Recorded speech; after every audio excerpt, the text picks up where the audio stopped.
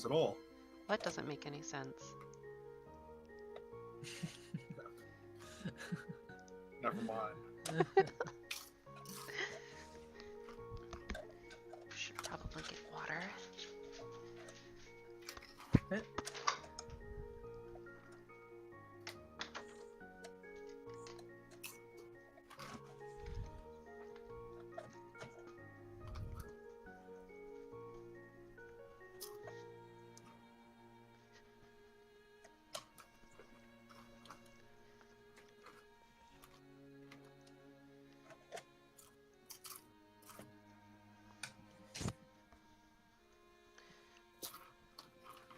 I am excited.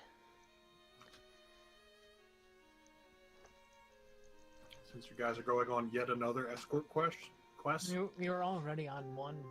Having two at the same time doesn't really make much of a difference. One of them's my escort quest, so yes, I'm excited. I'm the NPC PC.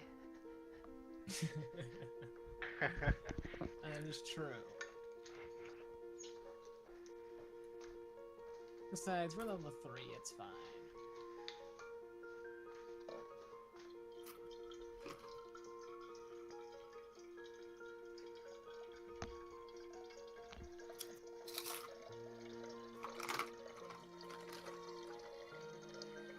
Hello.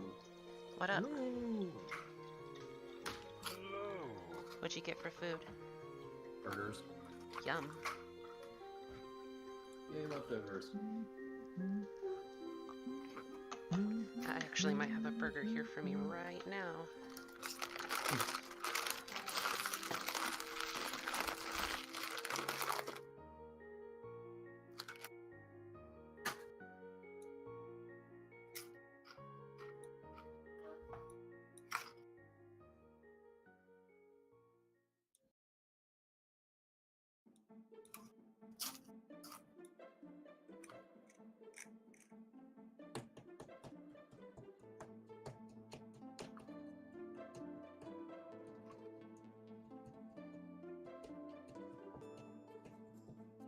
Damn it. Alright, 1 second. I gotta switch over headphones. I'm gonna do this too.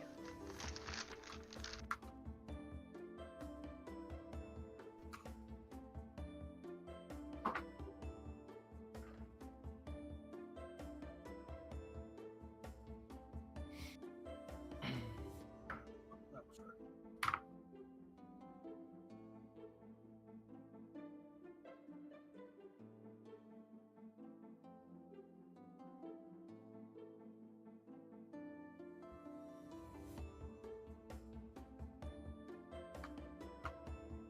Alright.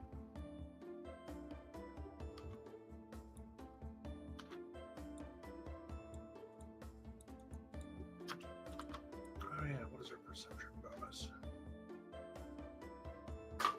It's a class skill for you. You are level 4, and you have 2 wisdom.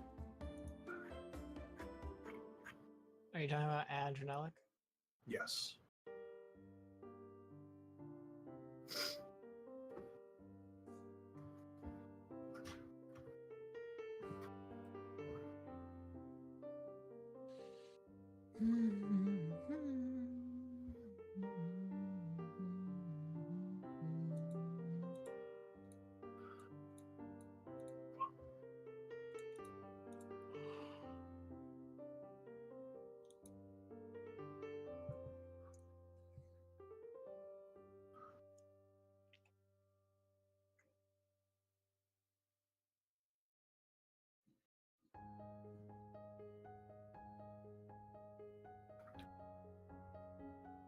I've got my Dr. Pepper.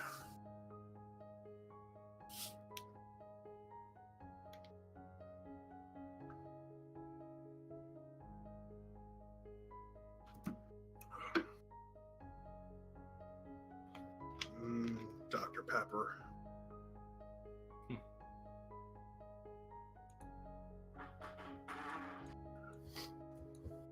I got a Baconator. Woohoo! Fat content, and more fat content. Lord knows I need more fat content. Also bacon. Yes. Bacon is fat content. Bacon is very definitely fat content. But it's good fat content. Delicious. Yeah, not exactly good because it's not like good for you, but it is delicious fat content. Who cares? It's good. Your body cares as your arteries clog up. I was about to say, I feel years come off of my life every time I have a Baconator. I don't know. I haven't had any issues yet. Wasn't You're using like- those years anyway.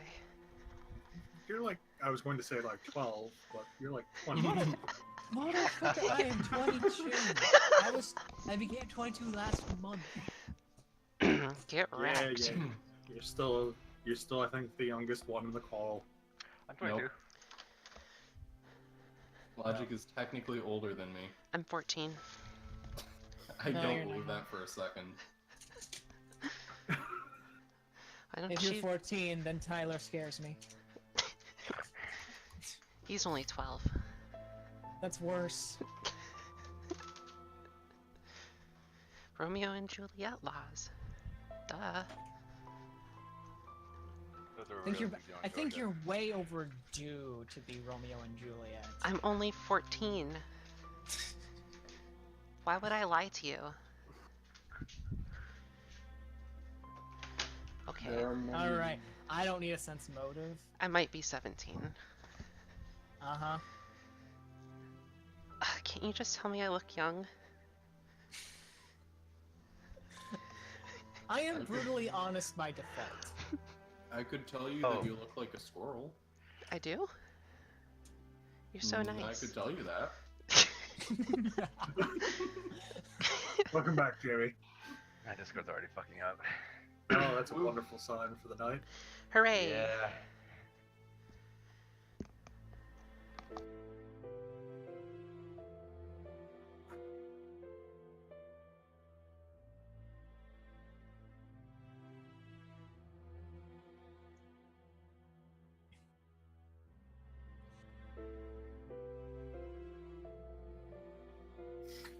Okay.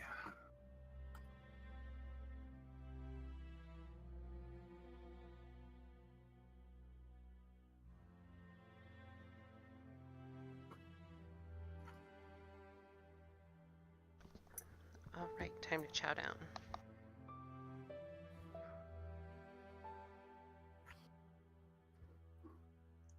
Oh, I have the physical dice I need already.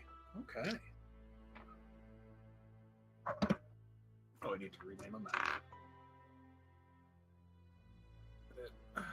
Map name should be number 2. Oh,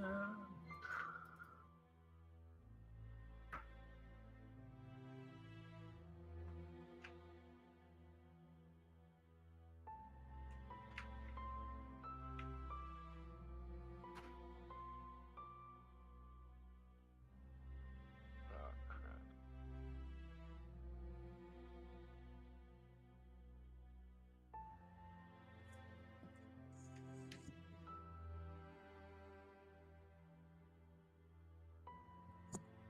Cortana, I haven't done anything with you. I don't think I even trained you to recognize Hey Cortana. Hmm. I didn't, because that didn't work. Okay. Yeah, hey Cortana doesn't work too much. No, when you train it, it works perfectly. It's just, I never trained it. It's still a puppy.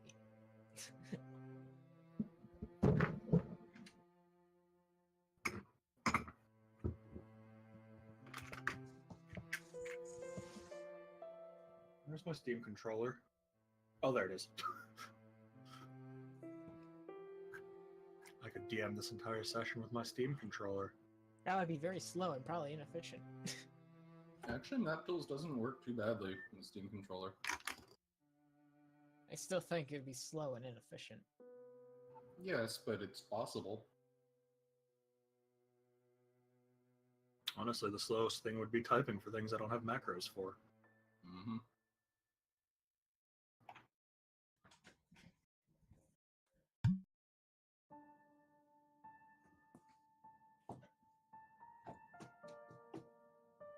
Oh, nope, that opens Steam Big Picture mode. Whoops. Nope, don't open Steam Big Picture mode. There's apparently a setting you can use to turn that off, but it doesn't actually turn it off. Well, luckily enough, it just opened my Steam library. But yes, there is one that is supposed to be able to turn that off. I gotta turn everyone. I gotta turn Discord up. I've got everyone up to the right levels. Everyone's at 200%. All the time, everyone's at 200%.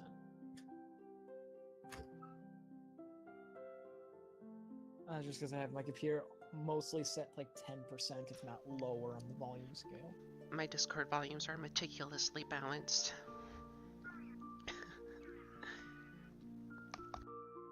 My computer base volume is at 60, Discord is at 7.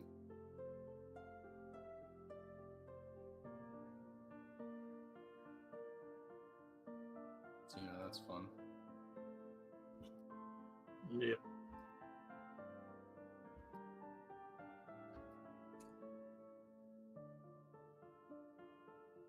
All right. Are we good to get going? Yep, just still munching. Could be.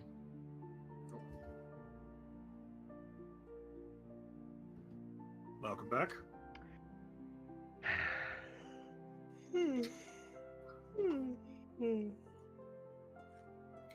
Let me quickly reset one of my important volume things, because one of my ears is slightly...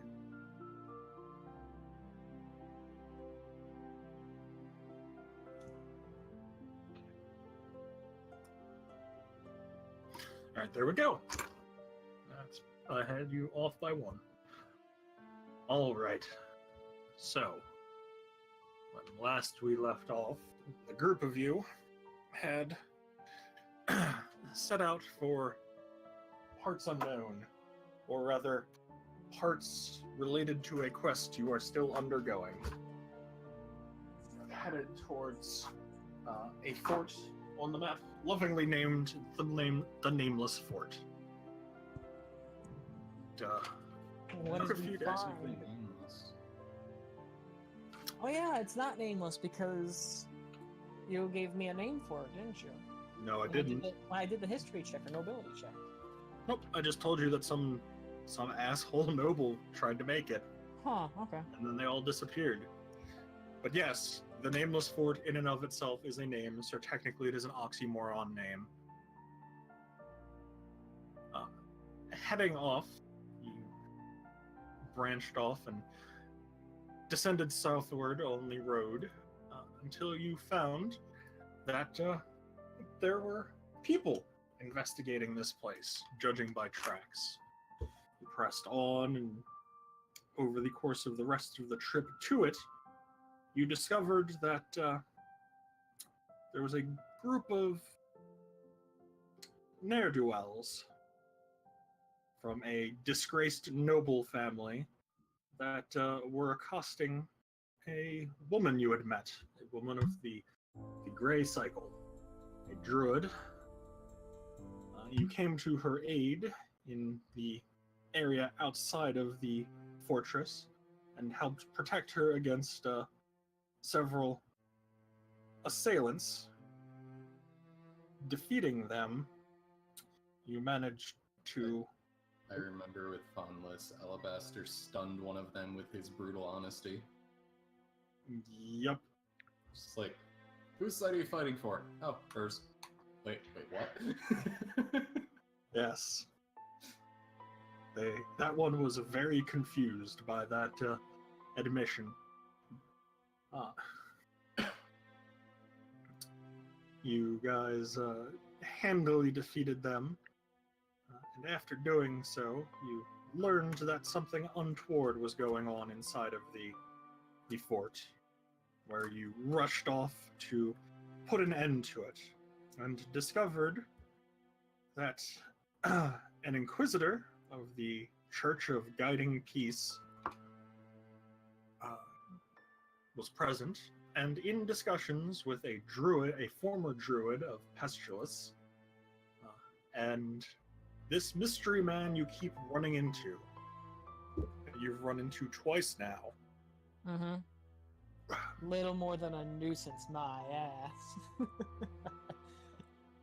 I mean, for what it's worth, you don't know the extent of his plans or what you've done to damage it.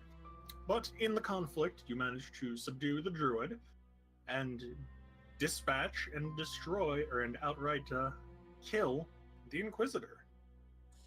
Yeah, that was all kosher there. Tosha may have executed him. Yeah. As well, another point of note, you did not find the noble, or any one of the House Simmons that, actually held any rank outside of several of the thugs and henchmen. Mm-hmm. And you discovered that Adrenalic has to take the druid Malice back to a druid circle to turn them in for trial and likely questioning. Mm-hmm. You volunteered to follow or to escort them all the way there. It should be about a week's travel from where you are. Yeah. So, where did we find the fort in the meantime? Yes. You had some time searching around the fort. While there is not much, there are 3 vials with an indeterminate fluid inside that you can scrounge up. There's numerous... Yeah, welcome back, Jamie. What server are we on? We are on East right now? Ah, damn it. Do you want me to... I'm gonna change... I can change it anyway to try. No, East is the good one for me. Oh. The fact that the majority of us live on the East Coast, It's funny because we're normally in Central. which is very odd. Yeah, I switched it to East after you had asked me, or Liam had asked me on Monday. Yeah, because I couldn't hear David at all then. He was Yeah. really bad. But I think this is my computer with Discord. Scrounging around, you have found the 3 vials of fluid of an indeterminate fluid substance. As well, there are numerous old, rusty weapons. You can likely find a weapon of whatever type you would want. However, it would have the broken condition and would require being repaired. What about weaponry or such that were on the guys, Yes, on the guys. especially the Inquisitor? What about a falcata? You know, it's a good question. I mean, you can probably find one of the rusty. You can probably find a rusty falcata. He did say of any type, but if he I had got the craft broken weapon. condition- I'll be glad to have a rusty falcata. Are you proficient with the Falcata? Yeah, I am. Oh, It's Oh. one of my 3 No, weapons. he just wants a Falcata. the Inquisitor had a repeating hand crossbow that could be converted into a regular hand crossbow if need be. They had a short sword. They had 3 daggers. And what was the other thing they had? Oh yeah, they had 2 of a potion that I've got to remember which kind. That crossbow helps no one. They had 2 healing potions. Of what type? Healing potion. Those are I the thought- ones that heal hit die plus con mod. Ah, okay. Oh, that was really good.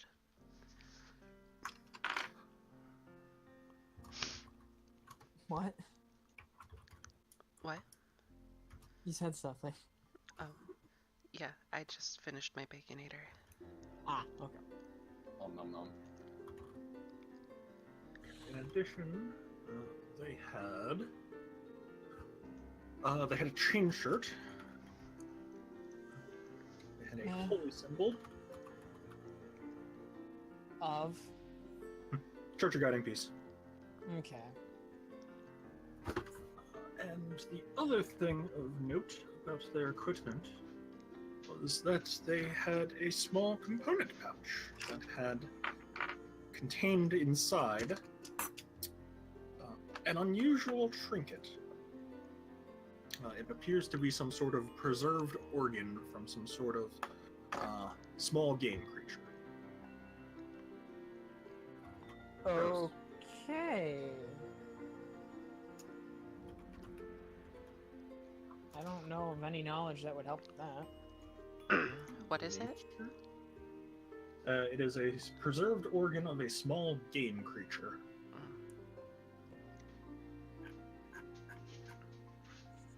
I don't know how many of these assholes you killed, but they each had. So I'm just gonna say 8. Would knowledge history work to determine why historically those parts may have been preserved? Or religion? You could do religion or history. Yay! Oh, wait. Oh, no, never mind. Whoop. Nope. Oh, sorry, Kush. Alright, I finished up the rest of the loot there in general chat. Crossbow helps no one, short sword navy, daggers everyone can use. As for these questions,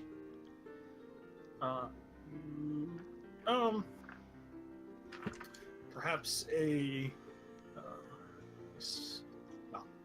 Lika. There are old tales of, luck charms and talismans, but usually those are things such as rabbit foot, rabbit tail, most parts of the rabbit, that, people would keep preserved as a memento of good luck. Mm-hmm. However, beyond that, you can't think of much historically. Okay. It is very likely that this is a component for a ritual incantation. You're not quite sure the nature of it, but likely it is something related to a spell that this individual knew in life that was not cast offensively. Okay. But it is odd, he didn't have a spell book, so whatever spell he knew, he actually knew and wasn't just something he would reference.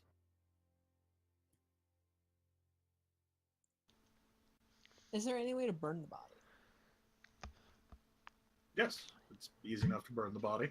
Okay. Even though he did kind of betray, there's several reasons to do this. One, it's at least somewhat of a noble gesture. Two, to make it very hard to know that he was an inquisitor. Nalika will help set up any funeral pyres. Kosha will if asked.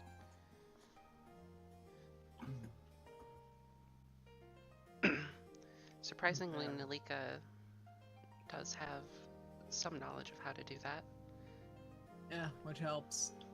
And when we're done with the burning of the Inquisitor, we can head out.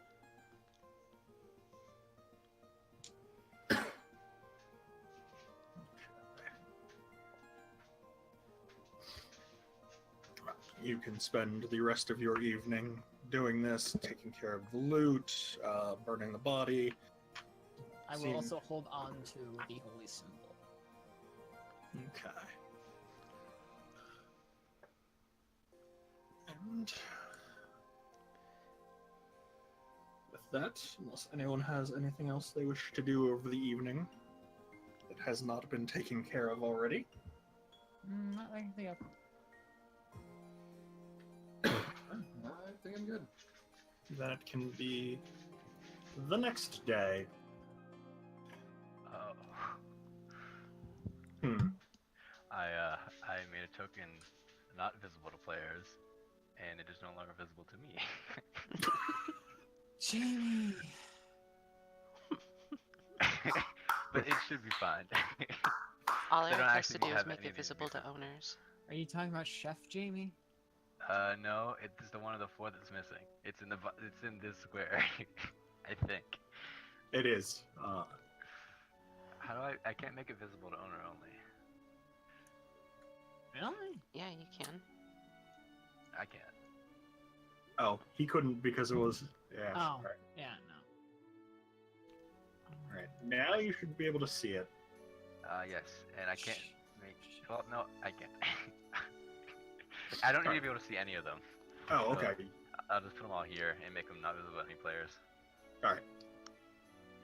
I wasn't sure. I wasn't sure if you still needed them or not. Nope. Okay. Well, the next day is here, and with that, after settling things up, getting your supplies in order, and preparing, you can begin your trek south. It is a tad slow as you have now headed off the road, as you do not have a road to follow anymore. Mm-hmm. But going south, as the day is progressing, I will die. Okay. Nothing much happens this first day. You end up making somewhat decent time. It's about half as much as you would make if you were traveling via road, as you have to constantly move around, navigate through a forest. But first day is done, and who is going to stand watch? I will. Nilika will take the second watch. I can take third if need be. Gosha is not perceptive. Alright, so that is Alabaster first watch, Nalika second watch, and Lavet's third watch? Mm-hmm. Alright. Alabaster, go ahead and give me a perception roll.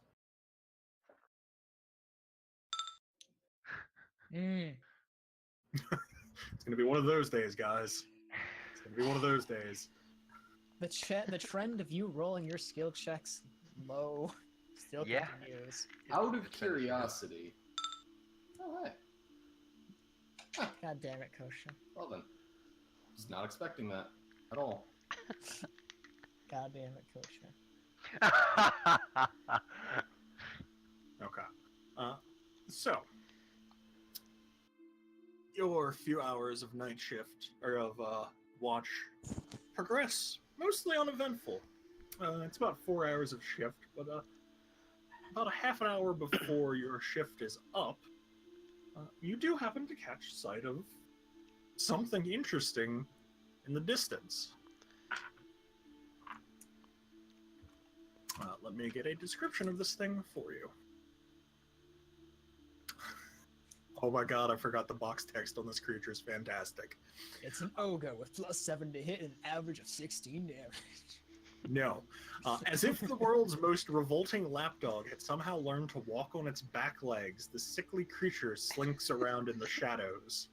What happened to Wibby? Oh, Wibby's not the most ugly lapdog. Anyway, what's Wibby is right near you.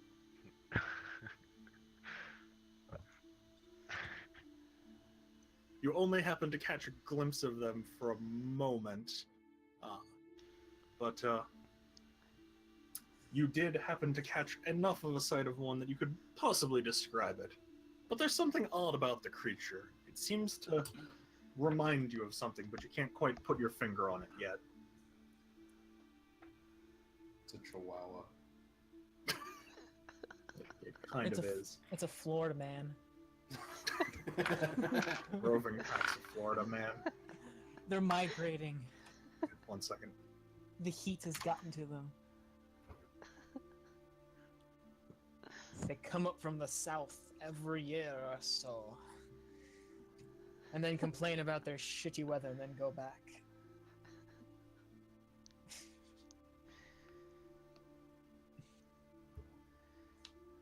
To their sinking and their old people. Has Eric just disappeared? Oh. No. No, I was getting very tired of the audio jack I was using, not playing all of the sound I needed to hear you guys. Oh. Yeah. You know, you came in right in the perfect time. Yes. After this strange sighting, the remaining half an hour of your watch will go by uneventfully. And unless you wish to bring it up to someone, that will be the end of your watch. Alright. I won't. Okay. Nalika, your watch is up. Yep. Go ahead and give me a perception roll. Damn it. Jesus. Nice 18. Thanks. Okay. Back to the Wednesday game, guy. I'm not going to read the box text again, but you happen to catch sight of one of these creatures that Alabaster saw and did not inform everyone. It's a strange, ugly bipedal creature. Kind of looks like a dog, but also doesn't. It seems to be skulking at the edge of the camp. Well, 30 feet away. Is this a planar or magical being? No. It is actually, it falls under knowledge nature. Oh. The druid's not awake.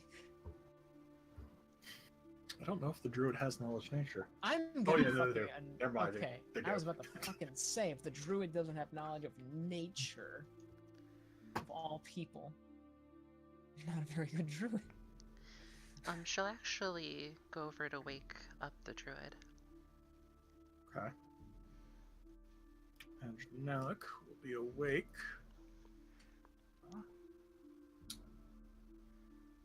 Creature has moved a little bit. Oh boy. Okay. The creature is closer now, and as you pointed out to Adrenalic, she will look at it, and I have to make a roll. Oh, that's fantastic. All right, 1 second. I gotta look up rules for identifying creatures. Because there's a chance she just failed. Is it not 10 plus CR of creature? I don't know. I don't ever remember. Identify... I mean, we've identified creatures in the past. It is 10. She has not succeeded. Okay. She's looking at it, and she looks confused and perplexed, as if she should know what it is, but doesn't. She sort of looks at it for a moment. We are going to...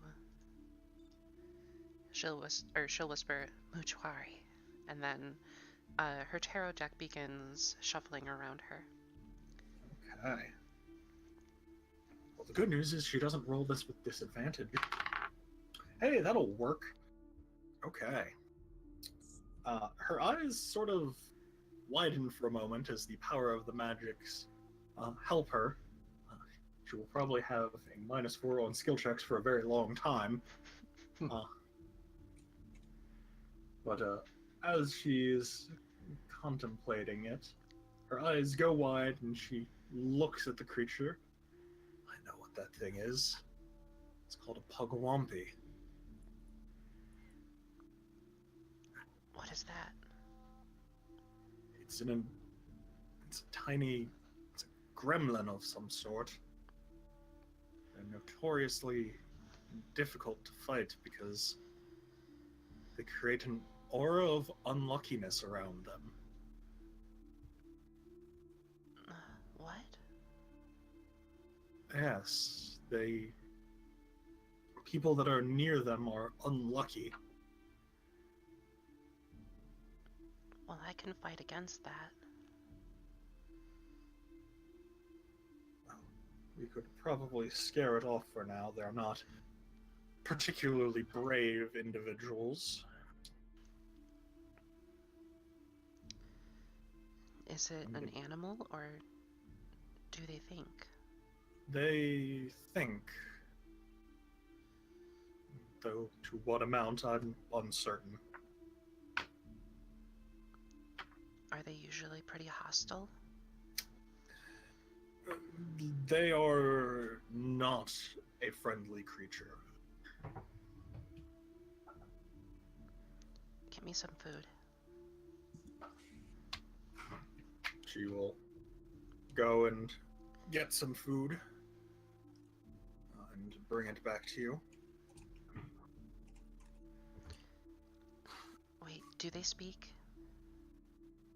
That is a good question. Oh my god, I just saw the languages they speak. She'll say, they don't... They speak something, but I don't know what.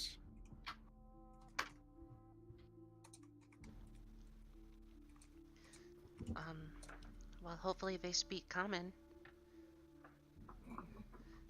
And she's going to start walking towards it with food in her hand. Okay. As you start walking towards it, it will actually begin retreating. For such a tiny creature, it's only about 2.5 feet tall, maybe. Actually, not even that. Maybe it's 1.5 foot tall. It will depart with great speed. She's going to walk up to where it was and set the food down before walking away. Okay.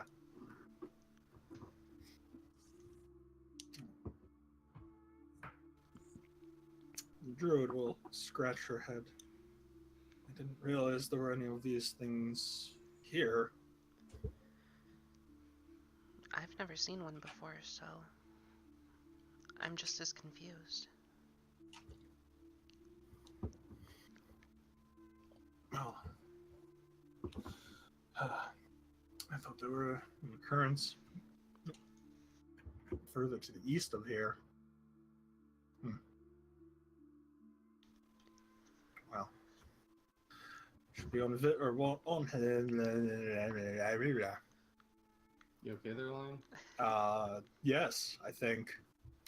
Are you should sure? be on- Yes, we should be on guard, but I don't think they'll be back to interfere with us again.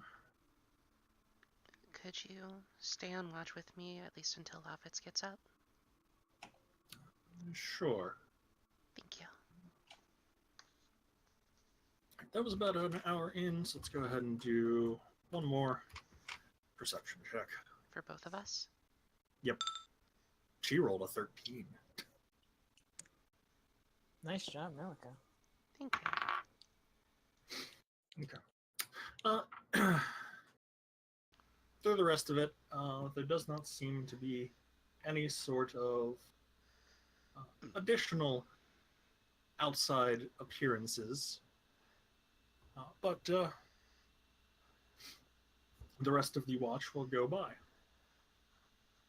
And at the end of the watch, Lovitz, you will be awakened to begin your watch. What time is it currently? At this point, probably about 3 or so in the morning. Okay. Alright.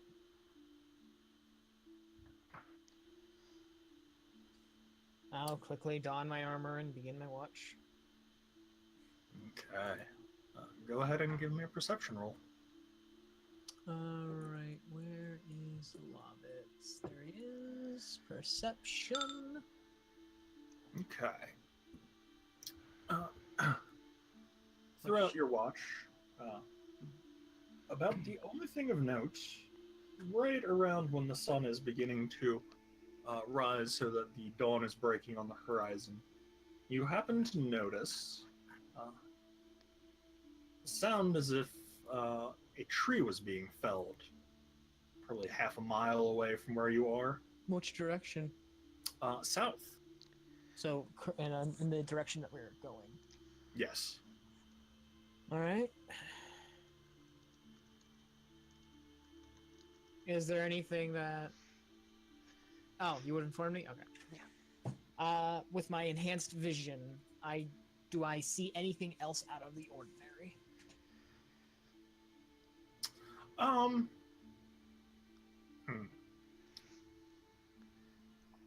Yeah, there's yes, actually. Over the period of time, you will see that normally diurnal, awake during daytime birds, a few of them have taken flight and have, stormed by overhead. That can't be good. Did they come from the direction of the tree? Yes, they did. Their travels did somewhat precede the tree falling, but yes, they are coming from the south. Would it be a handle animal or sense mode of to determine if they were fleeing from something? You could do it with either. What is higher? I think my handle animal is actually higher than. Yeah, by 1. So it's a 17. Okay. Yeah, they were certainly disturbed by something. You're not sure if they're fleeing some sort of like predation or anything, which would be a bit unlikely.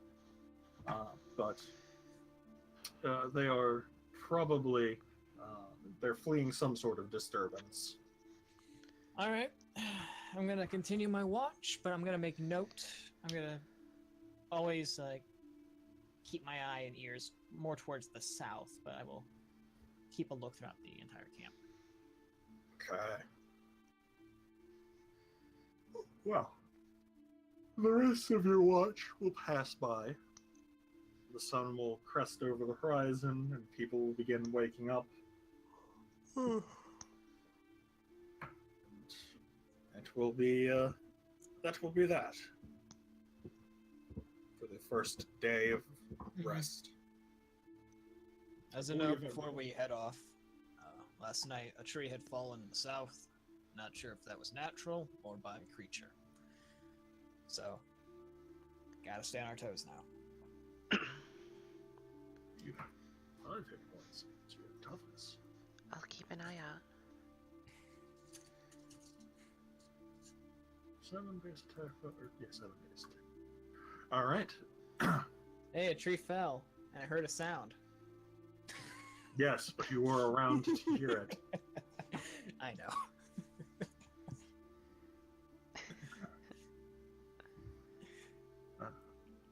It does not take much time traveling to arrive at where the tree had fallen. It happens that it is on the way, and as you arrive there, you discover that several trees had actually fallen. Only one of them was sufficiently large to make the noise that could be heard. Looking at the trees, what check would be to determine if it was like a natural cause or if something had attacked it? It would be knowledge nature. All right, Druid, that's all you. Maybe however- survival or no? Oh, you can do survival. Hit. You can do survival untrained, right? Correct. Yes. It's a All wisdom right. check. Okay. Good job, Kosha. Before I actually even roll for the druid, Alabaster, you recognize something about this sort of pattern. As everyone else is trying to figure it out, you happen to catch sight of something in the scene that triggers some sort of old memory that you're not quite sure what significance it has to you, but there are a few spines lodged into one of the fallen trees. And as you look at the spines, they're particularly nasty, about the size of an overly long dagger. And you are somewhat familiar with a creature that could do something like this. Yes, Malika gets her point back. You're not 100% certain why you know this, but your mind is going to some sort of a creature called a wyvern.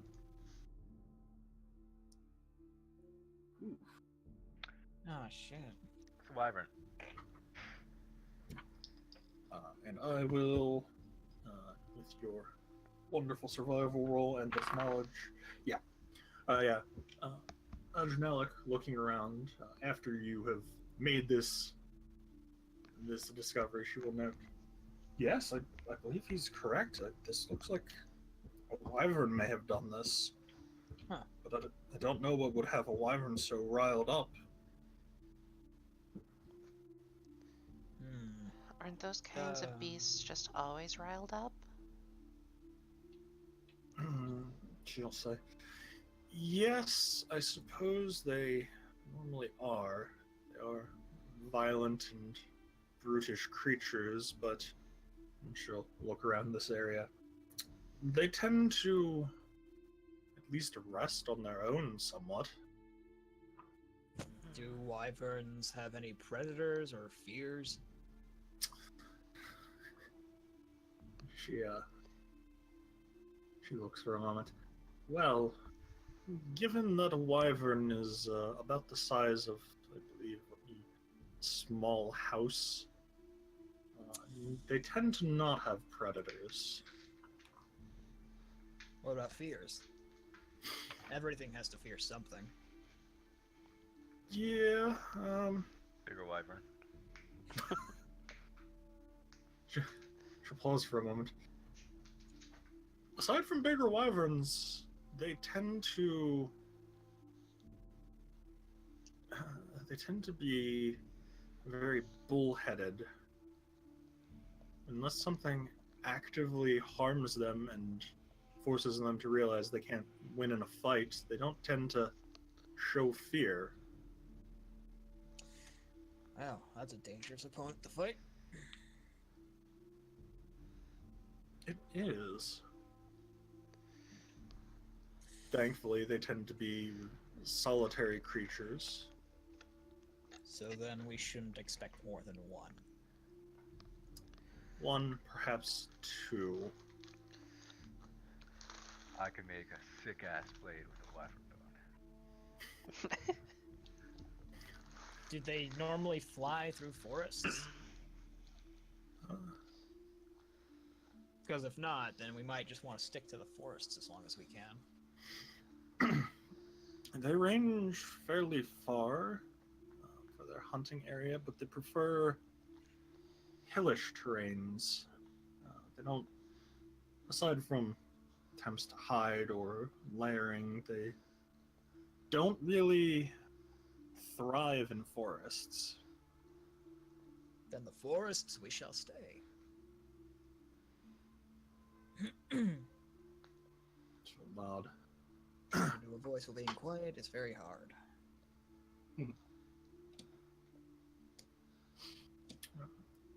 Continuing on after this brief little interlude, you do find a few more spots where the trees have been destroyed. But perhaps oddest of all is you find a tree where a mighty limb from it was just clean snapped off the trunk. Like something broke it or cut it? Very definitely broke it. It is way too jagged to have been cut. And this is like a far up part of the tree, right? About 10 feet up from the ground. Okay, so I could reach it if I was standing on top of Albert. Yes. Do we see any other spines nearby? Like the wyvern might have come this way? You can give me perception rolls. Malika will help. Perception? Alright. Rook will probably roll the highest perception. I will roll. Come on, Alabaster, you have a +8. I will always roll under 10 for perception. It's comical. Like, you're just better off using your passive perception at this point. Yeah, you have an 18 in your passive perception, man. You should just be using that. It's just passively, just randomly walking around like, oh, hey, no, I'm not paying attention, but I found it. I'll find a thing, but then I'll go to look at it, and then I won't see it anymore. Technically, Kosha's passive perception is better right now. Barely. But yes, technically. As you all looking around, you don't happen to find spines, but you do find footprints. Large, bipedal, mostly humanoid footprints. I think that's worse. How big are the footprints? Give me a moment to do a quick math. Like if Lavitz put his foot in the footprint. Probably about double the area. So these are huge people. Yes. At a glance, judging by the average party intelligence, this individual might be 10 feet tall or so. 10 feet tall and pretty wide. Pretty Yeah. big. Yeah, very, very broad at the shoulders. More than likely, judging by the footsteps, spacing. Now, I'm pretty sure Kosha can't say with authority, but I don't think humans get that big. I'm I not don't the think so smartest either. man when it comes to that, but I've never seen a man get to that big. Get to that size. No, humans don't tend to get that tall. Most races don't tend to get that tall. What is the predominant race here in the South? Well, if you go far enough south, it's Collier. But in this area, it's mostly untamed. So then it might not even be. It might be a creature then that walks on two legs. That could be a possibility. I know how to handle and deal with animals. I'm not particularly a master at knowing them. It's certainly unsettling to see tracks this size. But I don't believe at present we're in much danger. Still, it would be best to keep our eyes open and at the ready in case something jumps out and attacks us. Yes, it would. Whether it be wyvern or whatever this giant thing is. Kosha nods in agreement. I'll keep my eyes peeled. Alright. As usual, stay on the horse with me and you'll be fine. Yes, sir.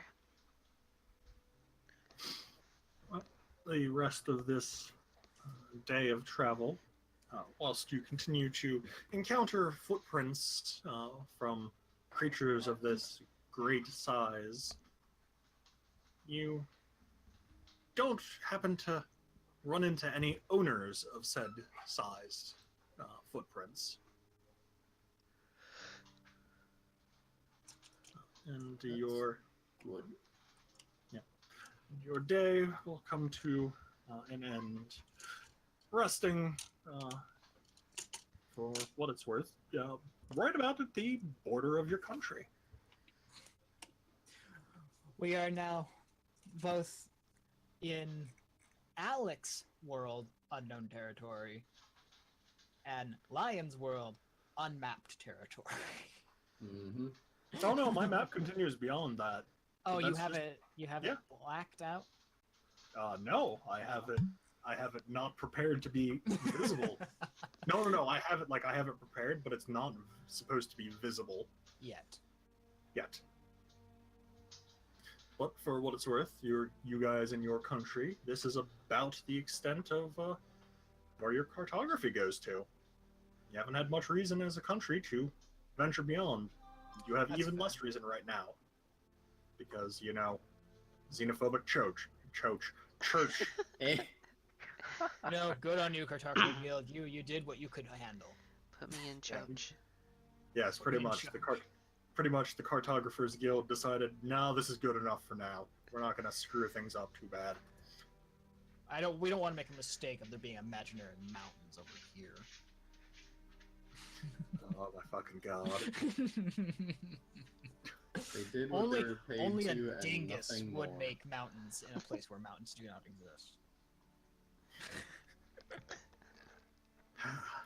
Right? Yes. I love giving you a hard time about that still. Yes. Is it going to be the same order of watch? Probably. Jamie, can you handle it? Yeah. Alright. Alabaster, give me your first watch roll. Can Oh, we get, yeah, I can we might get have over to. 10? You got 10! Oh my god! His You trend made is still pass not him. unbroken. He did only get a 10, not higher than it. No, he met his passive perception, so... Fantastic. You do catch sight of something over the evening. Nothing harmful or anything, but you happen to watch or see a shooting star. I will eat a fortune cookie. Okay. Oh yeah, did Nalika ever see that one astral anomaly again? Oh shit, what exactly was it? I think it was some sort of aurora. Oh yes, I believe. Oh damn it! I'm not recording on my laptop. I have to rip the audio. Yes, she will have seen it again. Okay. Tell me She about will it actually later. see it tonight. Oh, okay. But yes, you're.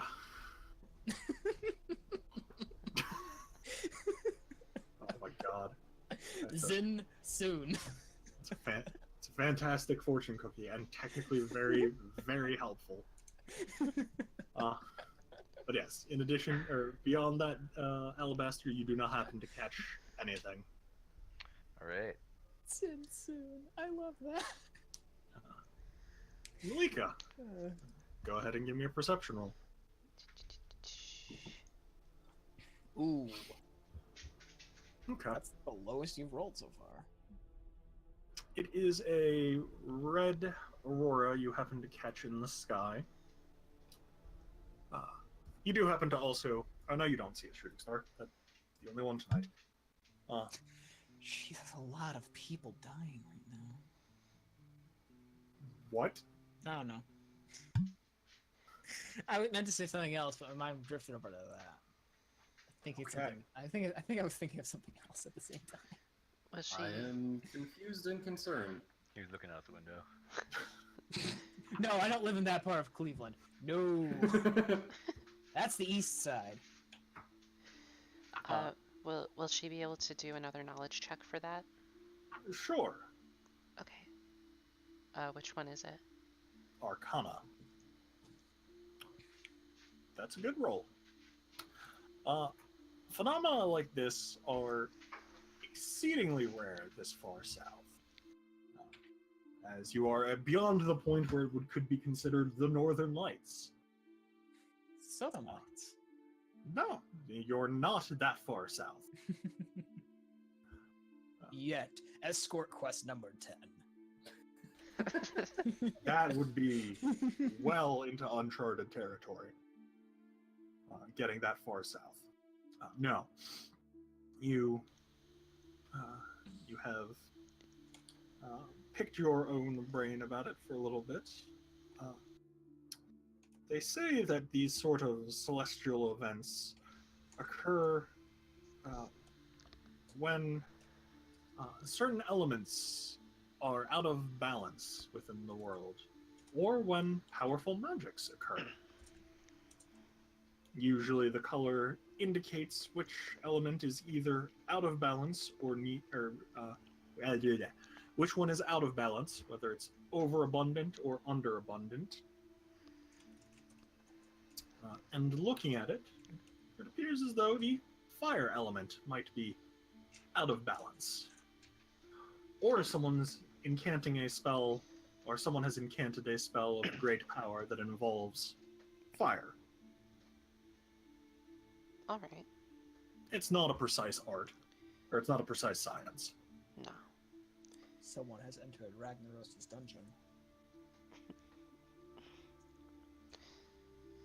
Does she see anything else throughout the night? She happens to catch sight of a few wild dogs, but they don't intend to menace the group. Wibby doesn't start barking, does he? No. Okay. Good. Good dog. Wibby is a surprisingly well-trained dog. I feel like you're going to say something else. I may have almost said something else, but don't worry about it. And last but not least, Lovitz.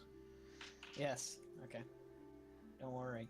I will keep Wibby's secrets myself. Perception. Hey, I did the same as Nalika.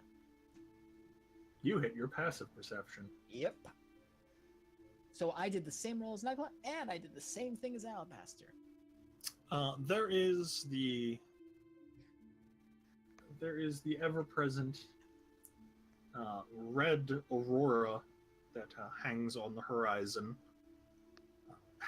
as well as the sun is cresting again. There is not another crashing sound or anything like that, but there is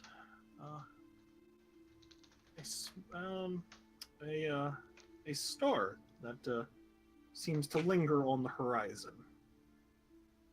Okay. Does this star hold any noble or religion significance? Not particularly. Then Lava just thinks it's another fucking light in the sky. Okay. All right. Well, with that, it is time for your day's travel. Would be secretly an Aladdin prince. No. His true name is Alibaba. You best hope not. That'd mean he's the king of thieves. I don't know. Maybe, maybe not. Wibby Dog, the king of thieves. Wibby, king of thieves. Bork. That would be a real weird turn of events. If he was actually the best thief that ever lived. Best dog, best thief. No one would see it coming. You'll never see it coming. Wibby, Arabian pirate. Doesn't even make sense. This next day of travel is very uneventful, but you have officially passed beyond the threshold of your country.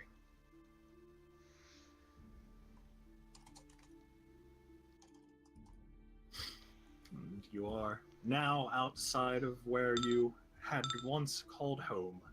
Most of you. There we go. Fixed it.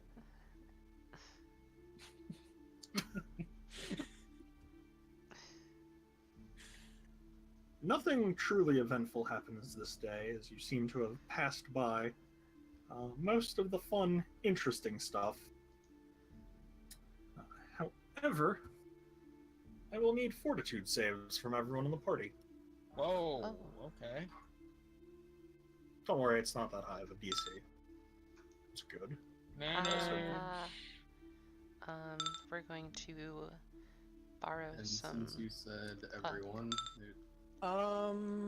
Going to borrow luck, and we're going to spread that. I have to use my thing Wait. before I do a fortitude check, right? Nope, you get another save, because Malika's given you another Oh. save. Yep. Technically, Okay. I was talking about. technically, like, martial Kosha, arts. you did not have to make it. Ugh. Oh, I have to roll for my horse now. You didn't have to make the save. I forgot that you are a paladin. Hey, the horse. That's a 5 fortitude. For what it's worth, none of you failed to meet the DC 8 that it is. Do you get to keep the better, or is it you have to use the worse? For borrow luck, I have to take worse, or I have to I take the see. second. Okay. Well, that is unfortunate, Malika. I'm feeling a bit under the weather. If we knew that 8 was the DC, I would have just kept 9. That's why we don't know. Yep, that's why we don't know. You're not feeling great. The travel's been a little hard on you.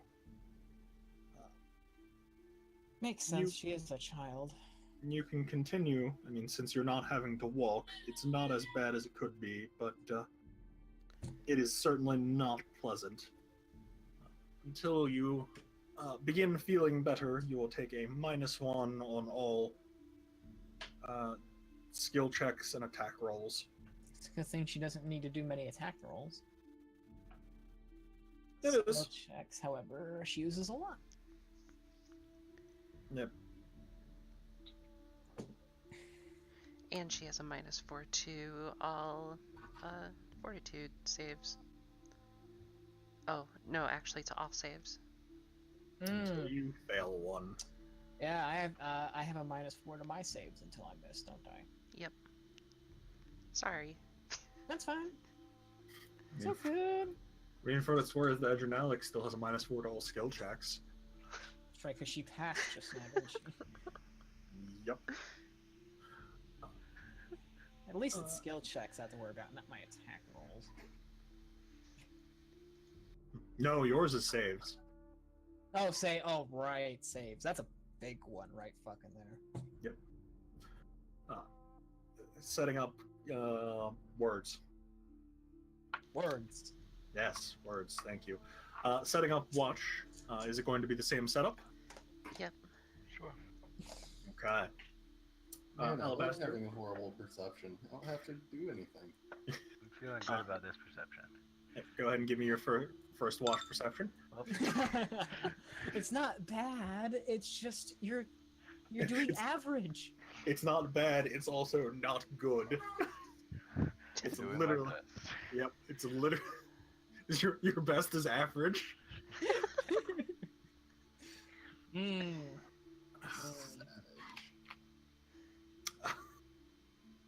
Well, At my least he's good savagery at aside.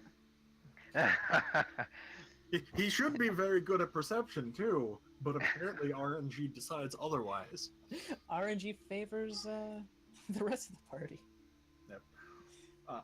Otherwise, as you spend your time on watch, working and preparing various things, you don't happen to catch sight of anything. The red aurora is still going, and there is one single star that's a little brighter than all of the rest in the sky. But other than that, nothing environmental-wise. Right. All right, Nalika, Yes. perception roll for your skill or for your watch. Okay, it's a 19. It's not bad. 19. Yeah, -1 for being sick. Oh, right.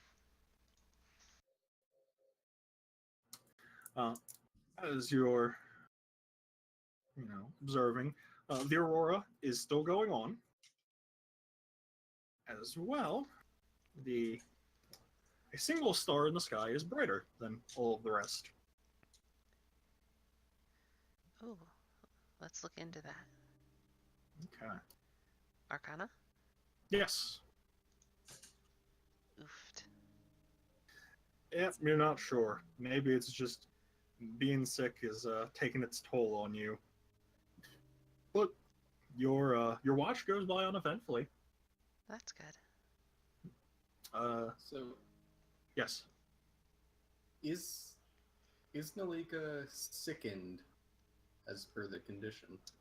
No. Okay. She is currently suffering from a disease. So if you have a mercy to get rid of a disease, then you can do that. But otherwise, no. I can pick that up at 6th level, so not yet. I may have that. Yeah, you probably do, given you have... Don't you have the drawback where you can only do it when you attack? Oh yeah. Yeah. Man, I don't like that drawback. That one's just so hard. I also have limited restoration, so I can't even do that. Oh yeah. Oh yeah. I guess that's how you got all the Yeah. restoration talents. Okay. Yep. That makes Many sense. drawbacks. Yes. And final perception roll of the day will be Lovitz. Yep. Go ahead and perform watch. 13. Yeah, not bad. Not bad. Nothing particularly to note. Alright. As you begin for your travel this day, you will hit the edges of the forest and enter somewhat hilly terrain. Alright. We're in Wyvern From- country. Yep. From what Adrenalic said, wyverns prefer the hills. So, be on guard and keep a good lookout. We can't stop here. This is Wyvern country. You must go to the mines of Moya. You're going the wrong way to get there, buddy, then. We're taking the scenic route. You're not even taking the scenic route. You're literally going the wrong way. You are heading as far away from Dwarven land as you can. You're not our real dad. No, but I am the GM. Yeah, no, her real dad's in another village. God damn it. I'm sorry, your father's in another village. Don't you be sassing me. I've been sassing you from day fucking one. So, Still no deaths. it's Friday the 13th. Do you really want to push that? I don't know, the last time I tried playing on Friday the 13th, like fucking Discord crashed. Well, that might happen for me. No. Yeah. As you press onward for the day and enter hill country, you have generally survived. Nalika, I will need another fortitude save. All right. Oh no, this is at a -4. That's enough. But that beats the 8. Beats the 9 because it would be progressing. Oh, okay. By the end of the day, despite the fact that you haven't really done a full day's bed rest, you managed to pull yourself through it. You passed through the worst of the general malaise. Good. And to expedite things, all three of you that are on watch can give me your perception rolls. Nalika's actually going to ask Kosha if she can sleep the night. Sure. Well, Jesus, Kosha? guys. Kosha, we're relying on you. Can I roll Kosher. Pashkas instead? No, Alright. thank you. Thank you. Also because I want to. Okay, I'm curious. Taka is ridiculously perceptive. The horses, the mounts are more perceptive than us. Kasha, you happen to, in the middle of the night, notice something. It's off to the west. But, For a brief second, you see along the western skyline a pillar of orange light or energy or something. You're not quite sure.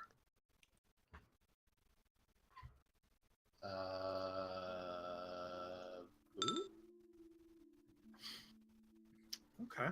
It could have been a spell with the very, very perfectly vertical nature of the line. It was certainly not something natural that occurred that would cause that.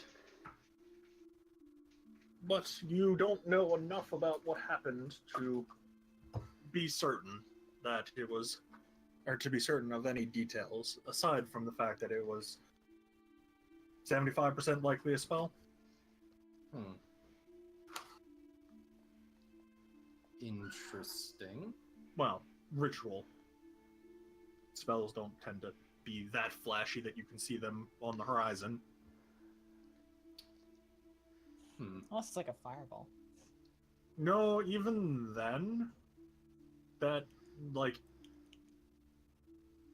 it's very ostentatious, but it's not something you can see from far away. Someone has learned to cast the spell Wish.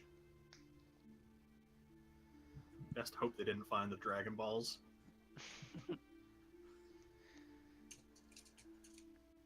Because let me tell you, Shenron in this world is not a pleasant person. Noted. Yeah. Otherwise, the rest of you, throughout your watches, you don't seem to catch anything. Nothing really of note happens for you guys. But yeah, Kosha. That's what happened during yours? Oh, and the red aurora is still going. The red aurora is a mimic. It's an aurora. None of you have mimic vision. Who knows? Maybe we all have mimic vision, we just don't know. That would be a fucking terrifying stealth mimic, because it's just an aurora hanging on the sky. Oh my god, the size of that. Yeah. I mean, Southvale, the moon's a mimic.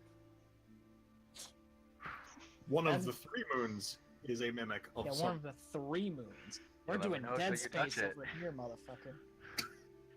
If it was an actual, just a real mimic, everyone on there's just stuck to it. It's Dead Space 3 with the mimic, with like the necromorph planets. Yes. Axel, what were you going to say? Come daytime, Kosha will inform others of this. What direction was it again? West? Yeah, west. Okay. So not in our current direction. No. Okay. But it is still something you should probably make note of. Mm-hmm. Does the druid know anything about such things? One moment. I'm getting a token so I can make note of this for later. The druid does not have spellcraft, but she will... I didn't... Oh, whoops. I made you invisible to players, not snap to grid. That's about due west of you guys. She'll think on it, and she'll say, I'm not sure. There's not much that I'm aware of west of here until the mountain ranges. I don't see what anyone would be doing out here. Magical, at least. Was it fiery? It was orange? Yes, it was orange. It was orange. Perhaps it was fire? That might be the unsure. that might be the cause of the red aurora. And if that's the case, that means powerful magics are going on. Well, If there's that's powerful concerning. enough magic to create an aurora, then I'd rather stay far away from it. It's not so much that they created the aurora as it is the aurora appears in response. If that makes sense. Not really. It's like a side effect. Still would rather stay away from it.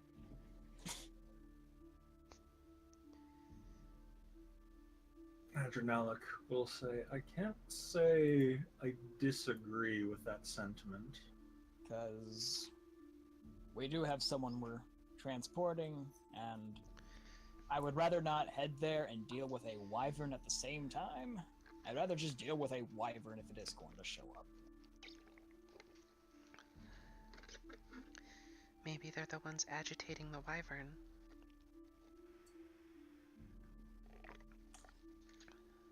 Even more of a reason to probably not go there. I agree.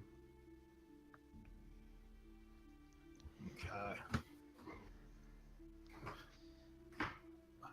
Adrenalic will say, we should be getting close now. We're maybe a good day's travel away. Are Perhaps. there any signs that'll tell us that we are by one of their camps? Any symbols, markings? She'll ponder for a moment. There are, but I'm not quite sure. I won't be sure of it until I see them. Alright. Now I'm trusting you to help us get through this. She will nod. Well, let's be underway.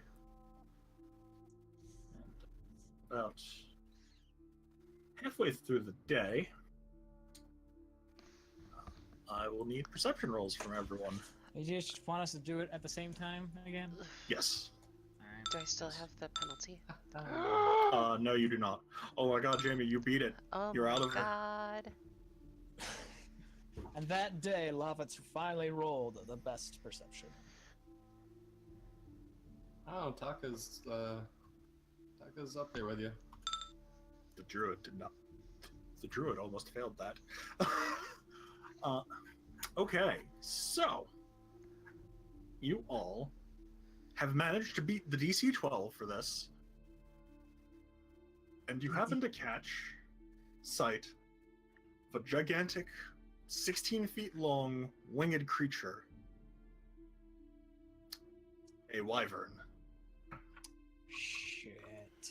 Fighting it? Concerning. It is heading your way. I will start to glow. Kosha is going to dismount. Alright, Nilika, hold on. Got it. And I'll actually activate the light thing as well. Do we have a time to activate effects? Yes, you will have one round, and I have to extend the map because it will be relevant. The trees are hills. And the hills are trees. I made a map visible called Wilderness Encounter. Oh god. Those are hills? Yes. Oh my god, there's so much... You could go dirt biking on this terrain. Holy shit. This You is could, awesome. yes. People would love this area. I have to extend the map a little bit. Hold on. Yeah, let me pop this guy over here. Presidio. Kosha is going to dismount and then have Taka run off in the opposite direction. So I'll let you figure Maybe a out bit where she's further up, going. like 2 up and 2 down. That works too. Just make it a little bit less jarring with all the fucking grass around. Oh, that's so much better. It's some really weird terrain. Just deal with it.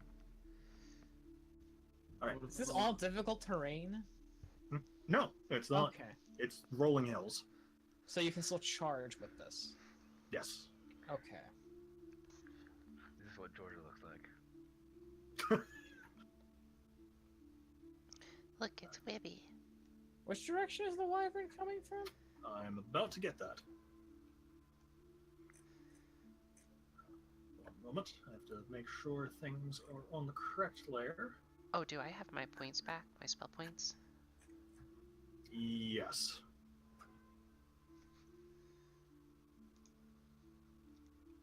I'm gonna put those back on my character under storage character.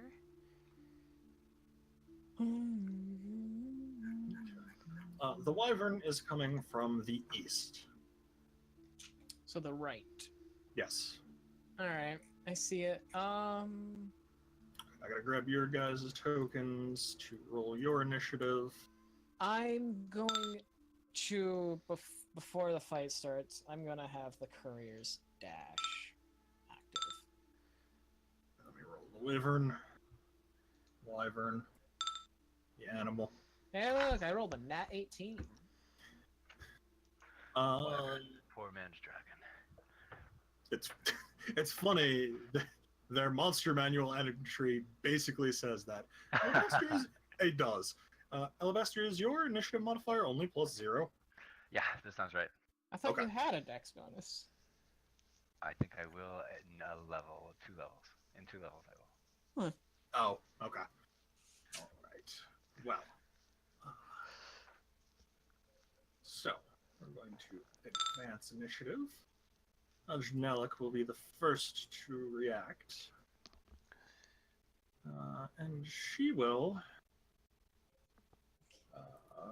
Daily punch of malice.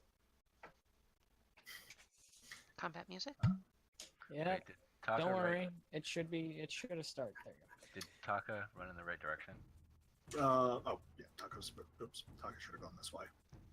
I Alright. moved As long I moved Taka's token when I was trying to just get everything set up, so... But yes, Taka has run in the correct direction. Taka did not run closer to the wyvern, the scary predator. She Technically, go. will- Like a There are some fucking things- snack to that wyvern.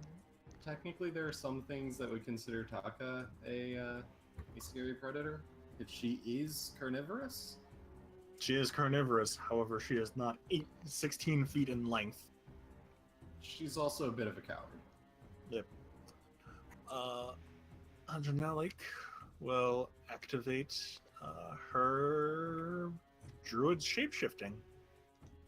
And she will give herself 2 claw attacks. And what is this other thing she will use? Malice is knocked out, right? Yes. Alright. He's probably going to suffer from a concussion for a very long time. If he wakes up, he's just gonna smack him in the head with the bear.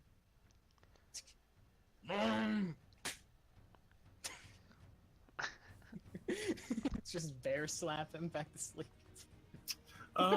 She will transform herself, giving herself fast healing 1 and 2 claw attacks. Her body will transform, though she still looks very similar. Her hands just grow 2 sets or grow claws out of each of the fingers, and her body seems to be radiant. Love it. Alright, swift action to keep the courier's dash up, and I think I'm gonna just move us here. And can you brace with a lance? You can brace with any weapon. I don't know if lance benefits with the It property of doesn't brace. have. I don't think it has the brace special property. That's what I'm asking because I don't remember if it does. No, it just has reach. Alright, So- I'm just gonna sit here and keep courier's dash open. No reason for me to just run off towards it. Well, you can ready an attack. Yeah, that's what I mean. I'll move here and then ready a lance attack. Okay. But there's no reason for me to just run off ahead and try to attack Alice, you're unconscious, and I don't know why I actually rolled initiative for you. it. Kosha.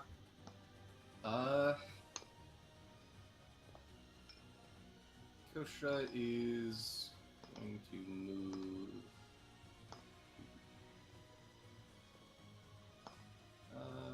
I would stay like there. within reach of us. Yeah, I just wanted to get a little closer. And we'll prepare to attack the creature if it charges nearby. Okay. Do you have... No, you don't. Do we have a witcher? I'm asking, do we have a witcher? We have a hand crossbow. Yikes. It'll actually only double move. And it passes turn. Malika, you're up. Nilika shouts, Gratum, and her tarot deck begins shuffling and winding around her wildly. And everyone feels a little luckier. Mm-hmm. Alabaster. Alright, where am I? Alright, here. I'll move it. I'll first swing down my hammer. Right, oh, no. How do I do this? Right here. And summon, Buddy. Oh, yes. Oh, yeah, I was about to say, did I bring the token over? But I did. And then I'll move to here. Okay. And This this poor guy thing. will just move here, assuming he goes right after me. And then gets the roll of initiative. Yep. I will roll his initiative now. Okay, Adrenalic.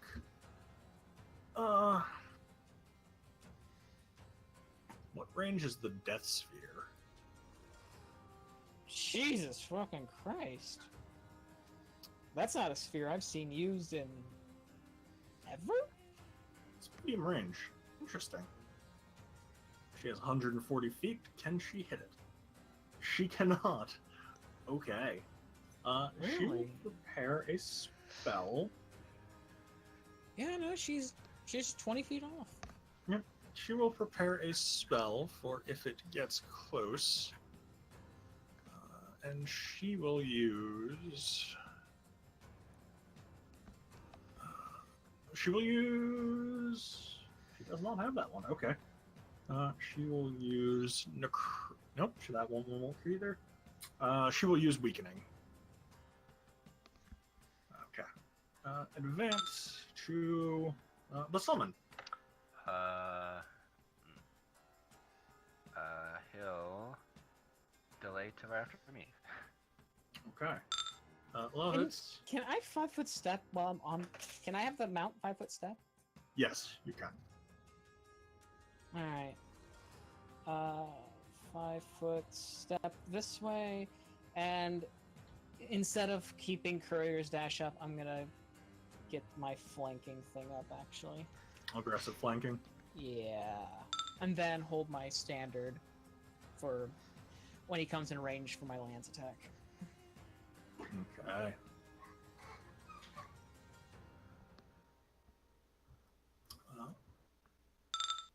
Kosha. Yeah.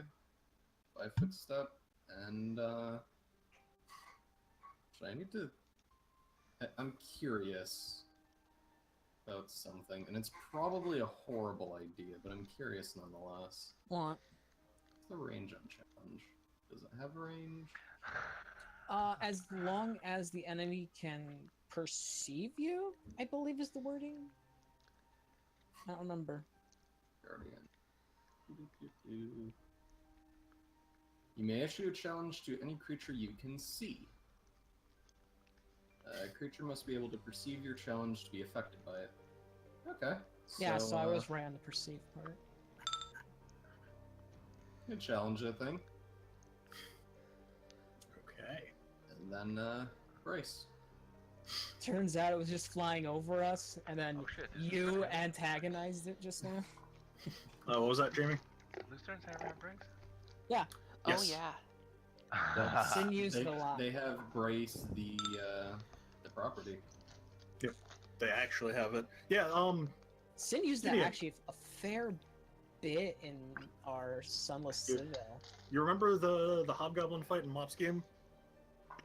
When it was Yes. the Hobgoblin on the mounts? Yeah, that's what Gideon did. Gideon brought out his Oh yeah. embraced it.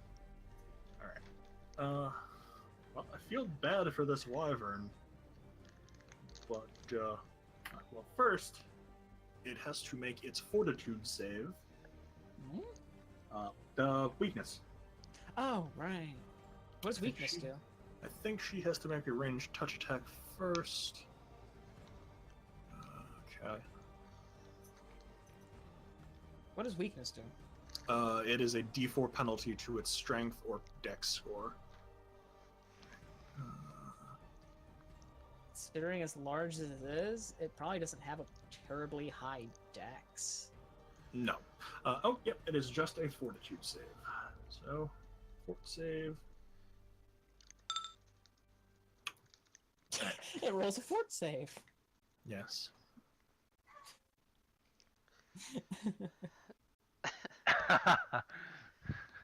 It's probably No, a no. GM roll. Exclamatory mark. Yeah, it's a GM roll more than likely.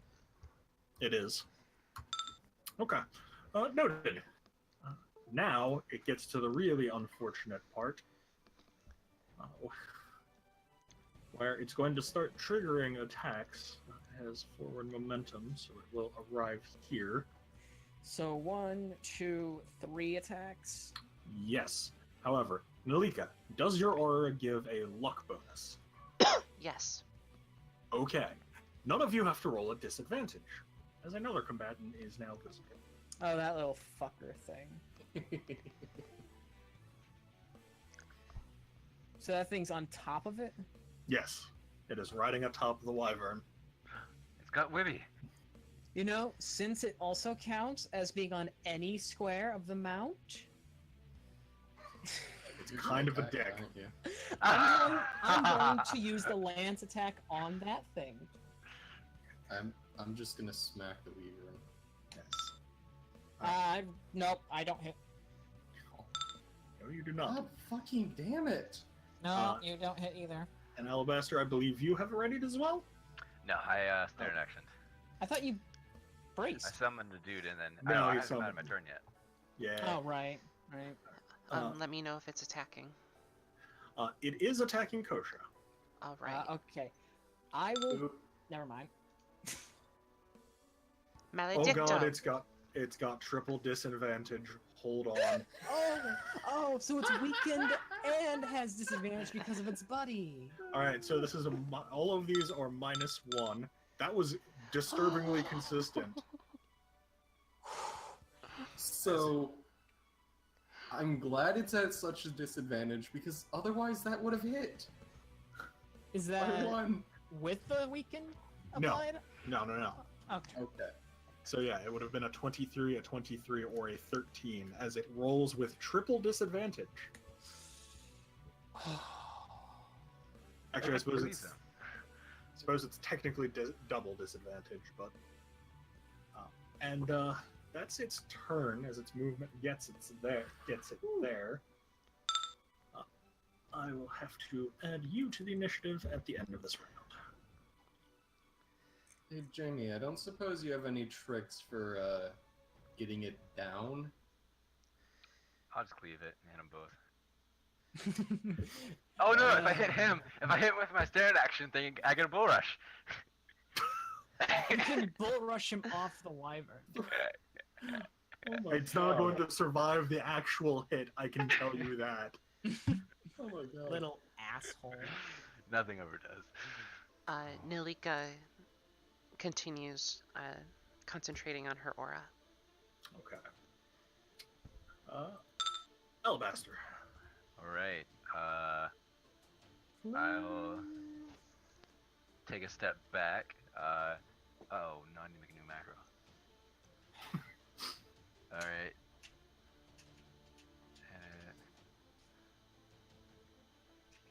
Okay, that works.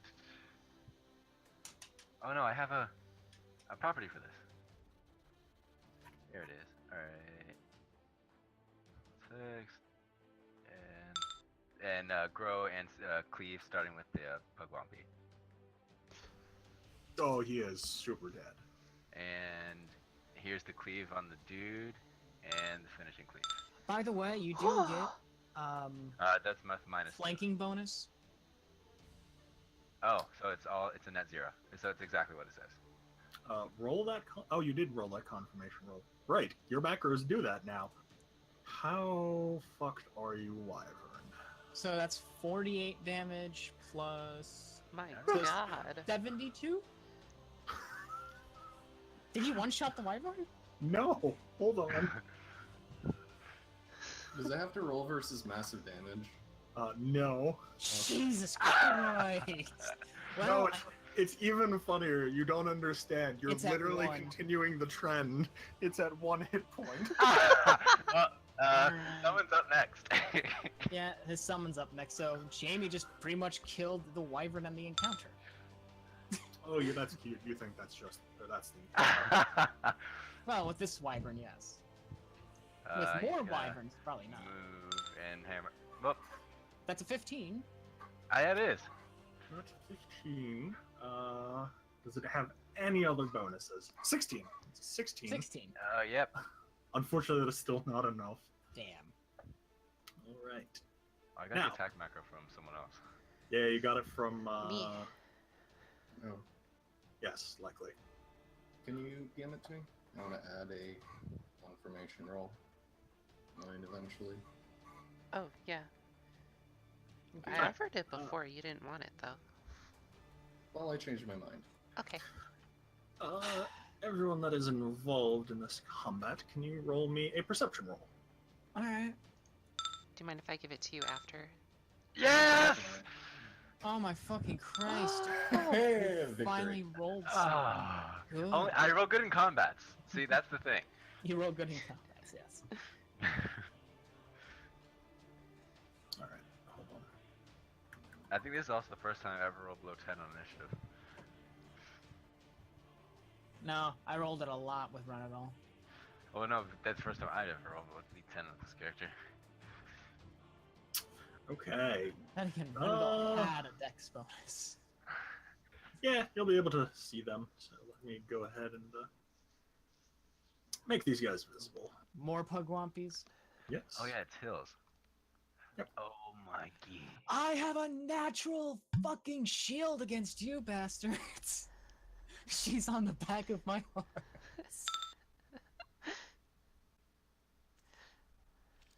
Come at us, bro. We got shields. And she shouts her magic like a fucking Dragon Ball Z Oh my character. god, how many fucking Pugwampies are there? Ignore what this is about to say. Alright. Let me get your summon back to where he's supposed to be.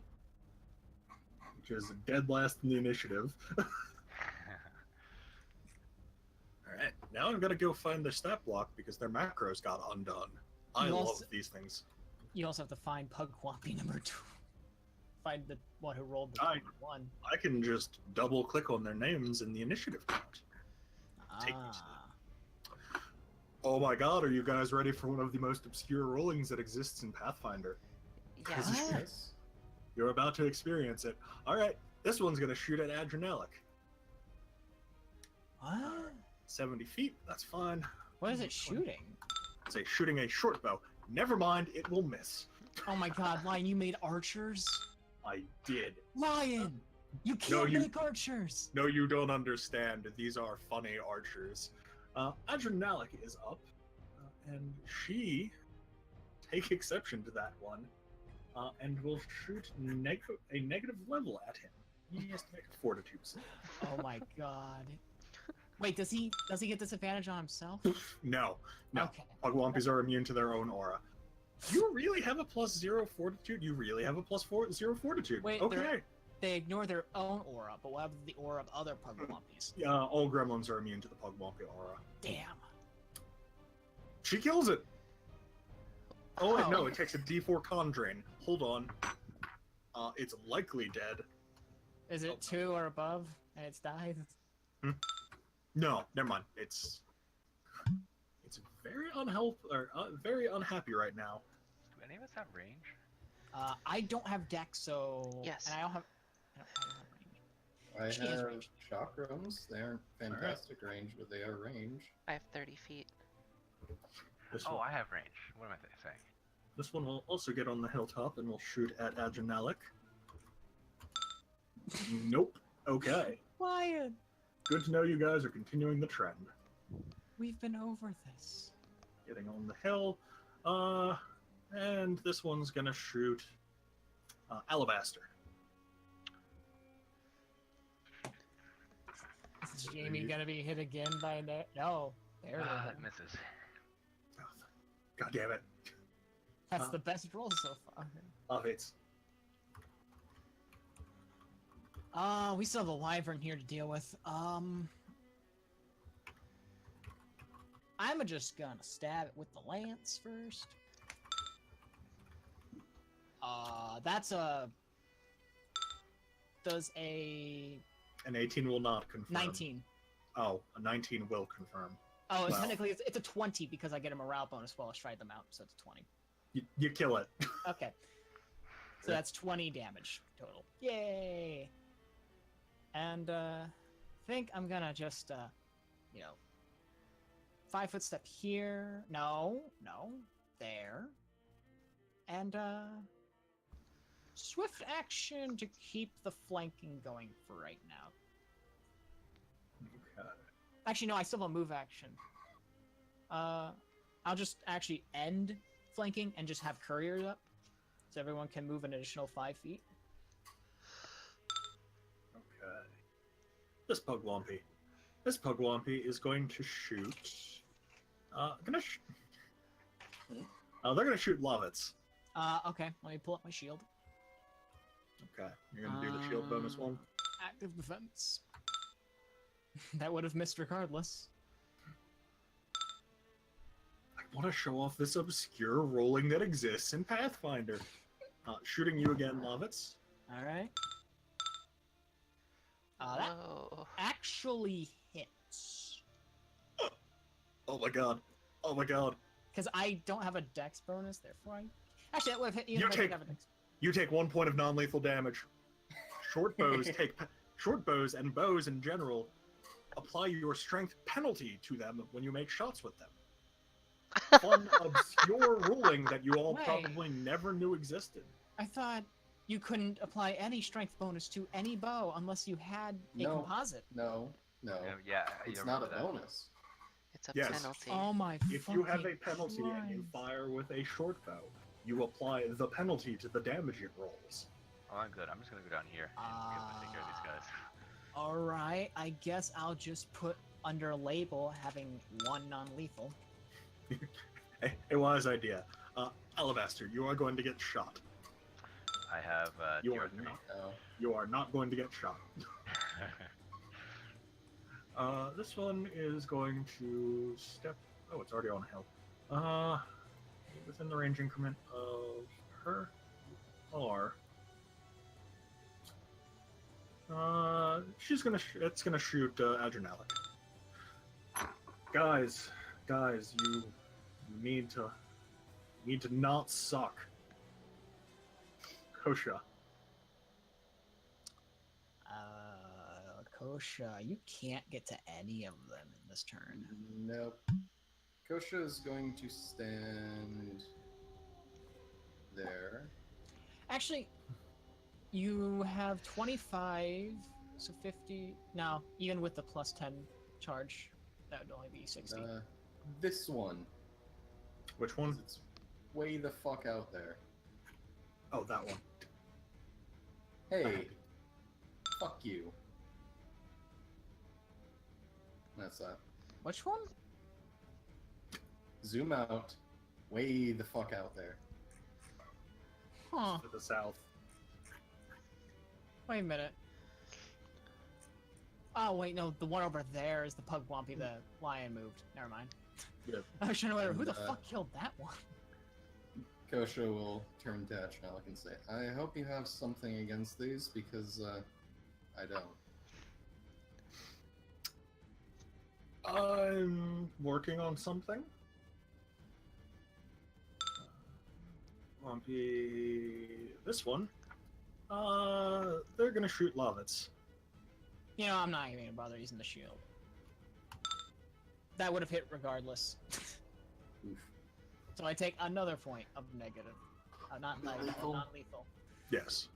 You did. take a point of negative damage. Jeez, that means I heal, right? Well, You wish. 2 down, 27 more to go.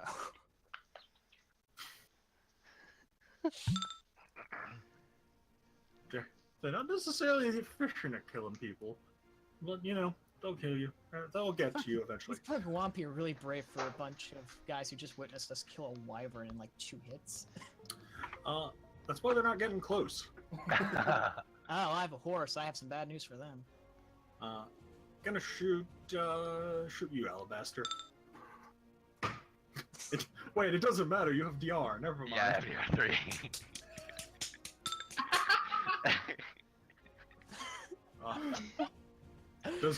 Your summon's gonna get shot. Actually can't lose. Yeah, I'm fine with this fight. I was like, oh, I should stay near the party so I don't get targeted by all these ranged Does attacks. any healing someone do double if it's against non-lethal? If you have lethal damage, you heal 1 point of lethal and 1 point of non-lethal for every point healed. If I only have non-lethal? You only heal. Yeah, you only heal Oh. the normal amount. Does a 22 hit your summon, and does your summon have Oh. DR? It does not. Okay. It has 18 AC.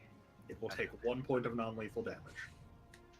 These things can't actually do lethal damage with a bow, No. can they? They can't do lethal damage with anything they have. It's as if they're not. It's as if their arrows don't actually have arrow tips. It's just this. It's like these shaft. It's just that. It's just a shaft. Mm-hmm. It's Oh not my. deep enough. It's not from the Sunless Citadel. It's not deep enough. Good choice This one's of gonna words. shoot. This one's gonna shoot Lavitz's horse. Hold on a minute. You know what? Go ahead. The horse has higher AC than me. Your body. This Pugwampy. Because the horse has an actual dex. This Pugwampy is going to shoot Malice. Nah. This Pugwampy has missed the corpse effectively on the ground. He's not a corpse yet. He's just No, he got- unconscious. As she continues concentrating, she says to Lavitz, "We should just leave. Just leave? They're not doing anything to us."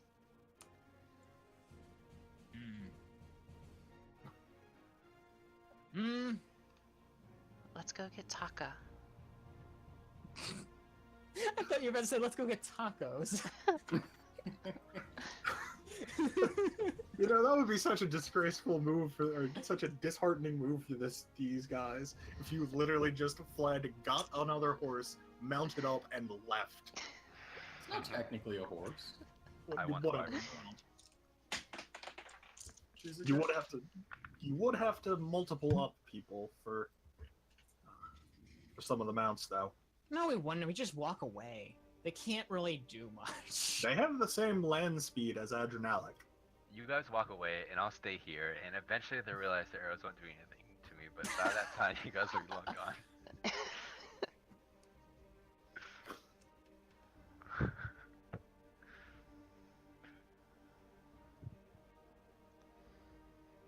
If they want Okay. to follow us, they can, but I doubt they're gonna see the worth in it. Fair.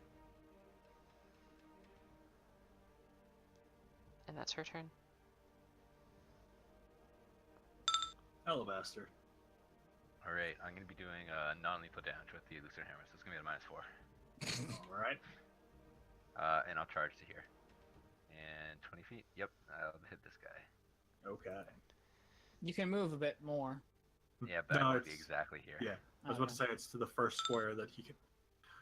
I think you just killed him. I Oh no, agree. wait, you have to roll again because you're within the auras. Oh, I do! Oh, yep. Oh, there he goes!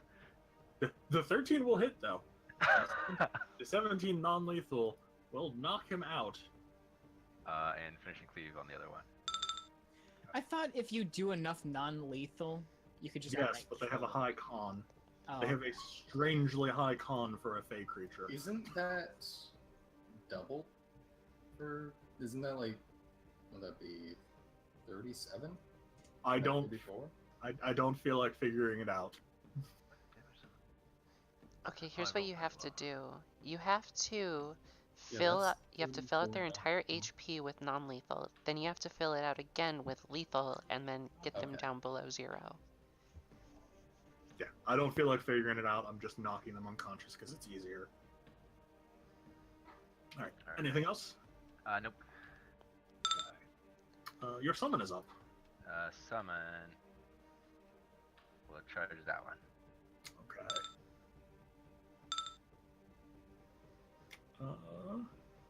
The 15/17 will hit. Are they doing non-lethal?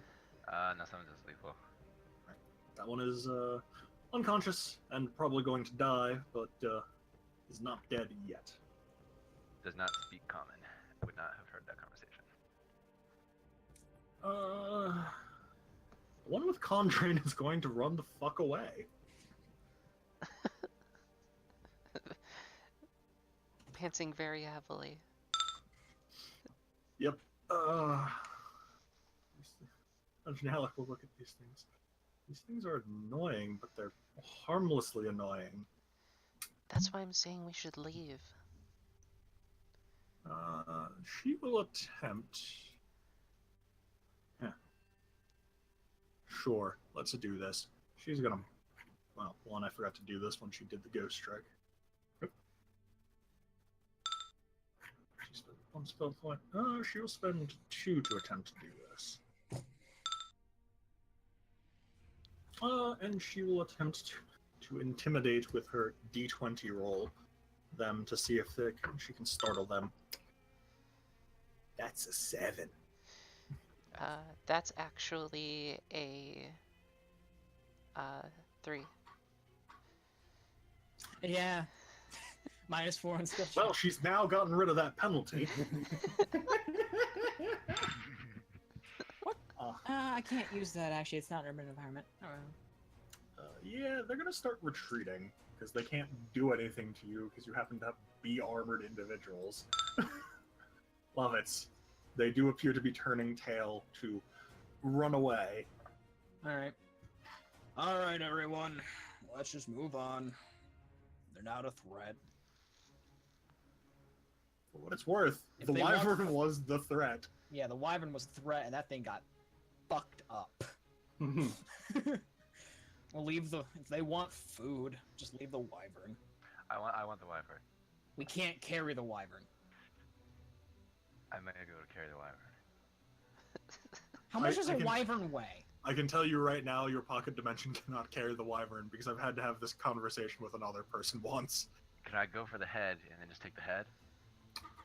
If you want the head, you can take it, but the head You usually... probably can take that. I'm gonna make a nice I, load out of that. I'm genuinely curious. How heavy is a wyvern? Yeah, how big is it? It's like huge? It's large size. Thing's I will. fucking heavy. Oh, those are tons. Yeah. there's no Horses way. are fucking heavy, man. And wyverns are bigger. The average wyvern only weighs 1 ton, but How much does a Only. fucking average horse weigh? 600 to half a ton. Okay, I thought they weighed at least a ton. They can weigh up to a ton if they are just like Ah. pure muscle horses, but Wait, how much are they? How much weigh? a wyvern or a horse, The wyvern. it weighs 1 ton. Its wings are sinew, so I it's can very pull light this. material. I can pull it. Do you know I how was actually- slow we would have to be for that? Oh, we just need to move it to somewhere we can rest up, and then I'll deal with the bits and take the parts I want. What time of day is it? I was actually just going to ask, could Taka help? Because he's a quadruped and has 17 strength. Yeah, And definitely. Worst case scenario, teeth to bite it and pull. As the Pugwampy flee, I know. Well, if the Pokemon all flee, we can just do things here. yes, they are all going to. All right, and we'll keep these 2 for interrogation. Lion, are you in the, Can you listen to the music? I can. 1 second. Okay. Because I have something to play. Okay, good. You're here. This is the Pugwampy. Oh my god. Hey, for what it's worth, they are a very, very dangerous creature. They're very dedicated, I'll give them that. Just, they're not dangerous because of the damage they do, they're dangerous because of their aura. It just happens that you have someone in the party that hard counters their aura. Shh. I don't know that yet. The Pugwampy can flee, or will flee. It is about little past midday, so about 1 in the afternoon probably. You can spend some time here carving up the wyvern for parts if you so desire. I very much desire. How long is that going to take? Not actually that long. Okay. It's a survival roll, and I think it's about half an hour is what I figured. Come on. No. Do you only want the head? Do you need help? That would be good. Which are you? Gets lower. No. That's better. But now all skill checks until you fail. That have a just means -4. my perception will roll a 14 next time. You know, let's hope your perception's not the one that fails us. In the head. Yeah, just the head. Okay. Yeah, it's only about half an hour to detach the head and begin. And stow it, rather. I'll take a bit of the spine.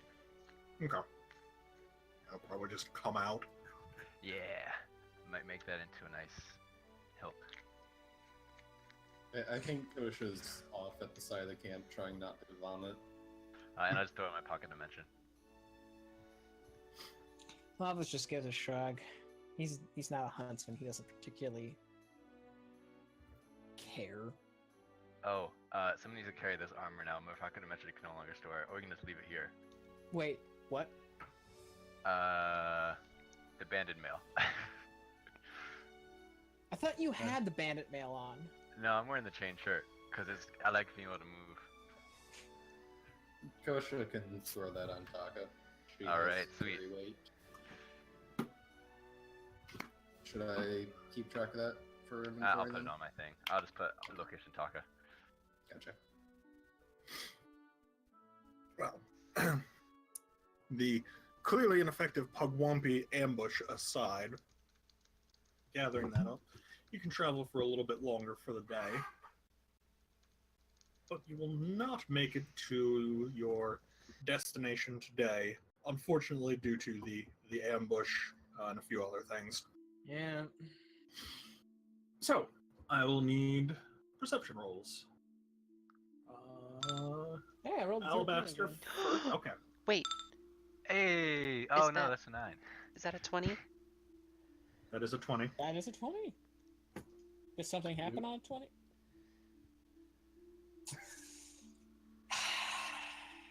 That's a 36. Jesus fucking Christ. Okay. Oh my god. You get a +7 bonus whenever you roll a natural 20 on a skill or ability check? Yep. By Kismet. spending Kismet. Fuck. That's so awesome. God damn, Nalika. 36 at level 3. Yeah. Okay. So, That's 12 Alabaster. times the level. Alabaster, I will say, you will not be having the penalty anymore because I'll consider that roll a failed roll. But fortunately for everyone in the party, nothing bad comes from that failed roll. I think fucking Christ. Nalika, with your fucking 36 that you just rolled, you happen to somehow, some way, catch sight of something flying on the western skyline. Oh, that's another one. You know. Well, it might be, but you're not sure. It's distant, and you think it's very large. You're Okay, not it's a quite sure dragon. how large. A shit dragon. But it's fine, and you happen to, with your fucking karma-enhanced vision, And dark detect it. vision. She has dark vision, right? Yep. Yep. You don't know what it is, but you do see it. She's going to point to it way in the distance and say, "We need to avoid that." We're all asleep, right? Oh, oh, this is during the watch? Yes, this is during Yes. watch. Whoops. She still does that anyway. She's telling Wibby. Yeah, She just looks around and just like, oh, everyone's asleep. Whoops. she probably leans telling down and Wibby. whispers in Wibby's ear. We need to avoid that. Wibby licks your cheek in affirmation.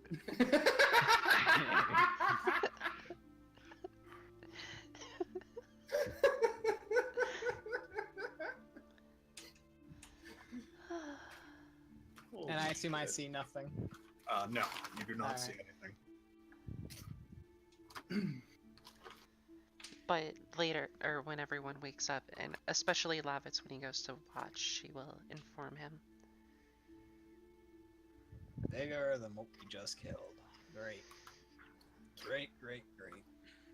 It was kind of far away, but it did seem a lot bigger.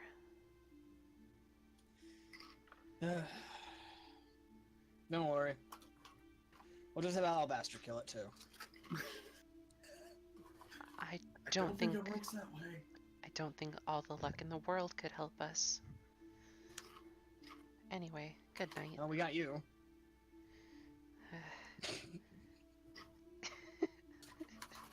She goes to bed. Just turns, walks away, goes the fuck to sleep. Don't worry. Nope. If we need to make a run for it out of character, we have Taka. Taka's probably not- big enough to be a snack. I'm hurt. Out of character. Out of character. I'm hurt. The horse is non-negotiable. The lizard is. No. The horse has more value than the lizard. You get a horse for free because of your class feature. Yes, and therefore it's more valuable. It's easier for Oh you to no, I replace got a the point. horse. Yeah, it's easier for you to replace the horse than it is for him Yeah, to you get replace it for the free. lizard. Taka cost me like 1,000 gold. Yeah, you'll find a horse just Whose fucking in the fault forest. is that, Mr. Full Plate, and I have a fucking giant lizard? Actually, no, she wasn't that expensive. But she cost me actual money. This conversation aside, Yes, but I can use my mount in battle. Why don't I just summon Buddy and have it do total defense? it would be a fantastic diversion.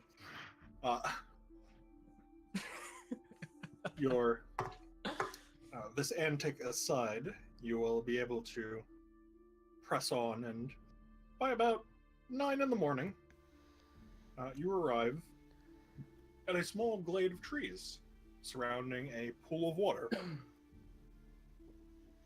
As you do so, you happen to catch sight. Do we regain resources? Yes. Yeah. Oh, food? Okay. Well, at least it wasn't in the middle of my recap. But I'll be right back. What kind of rest was it? Just a rest? Just a rest. There is not a sword in the middle of the water. However, standing by the edge of the water is a woman dressed in green robes, very sort of unkempt and crazy-looking hair, and there are a few other individuals that you can recognize as druids of various circles in the glade as well. They seem to have turned to take notice of you. Kosha is going to turn to our druid.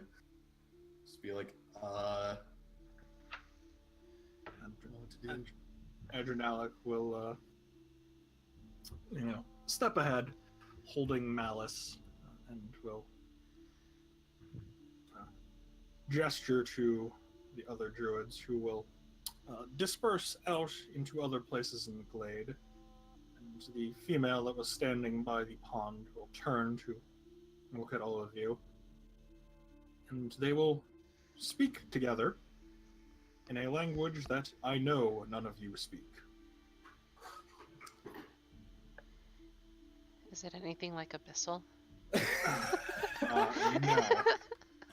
If anything, it's actually very close to Sylvan, but I speak Sylvan. It is unfortunately actually Druidic, so.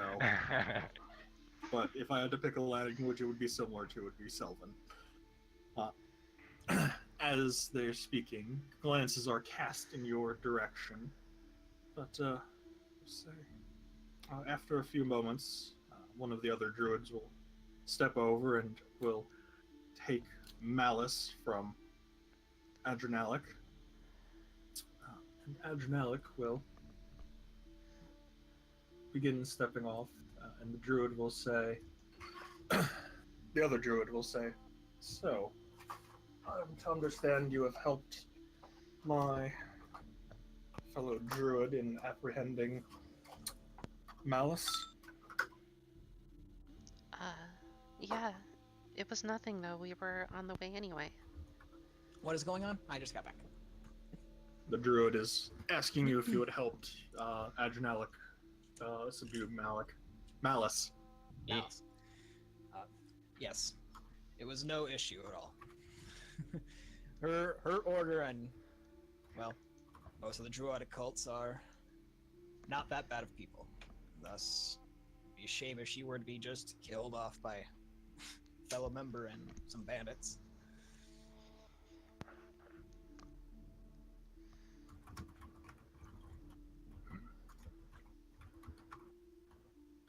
Well, you have our thanks, though our orders do not partake in the...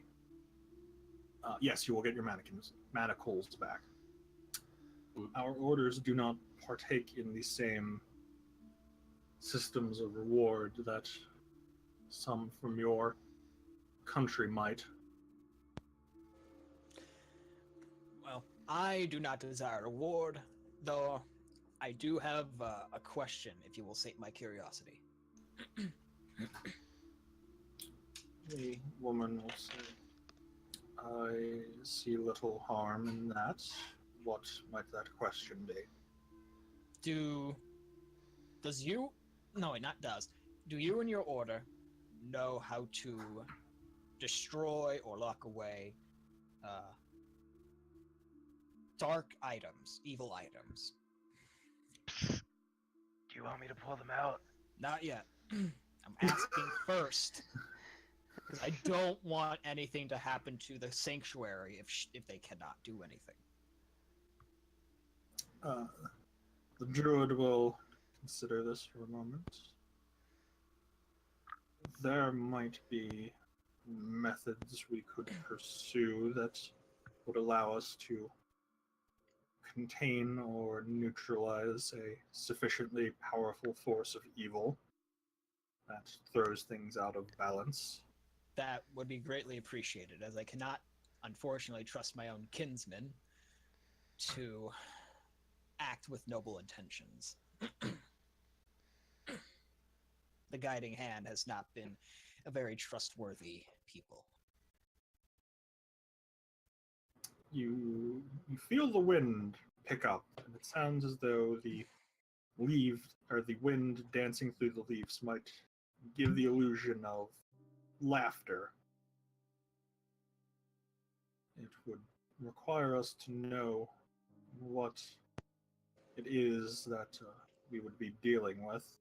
Do you have a safe enough place for us to drop them or put them somewhere? The glade itself is well shrouded, and if you don't know how to get in, you are not likely to ever make it in here by accident. So we could view them here. All right. Alabaster, if you would. I'll go into my glove and do some fumbling about, pull out like a dragon bit or two, and then get the actual bits and pull them out. Okay. Two of them. Nope, that's a horn. Nope, that's I think a wedding ring. I don't know why I have that. I just like I like the mental image of him fishing about, pulling something out, and it's just like gross and meat chunks, and he's just ugh, and puts it back. Why is there a skeleton of a cat in here? Wyvern must have eaten a cat. Good excuse. Ah, yes, Frumpkin. That's where you went. Oh, don't tell Liam. O'Brien. I'm not going to. That guard was an asshole. Uh,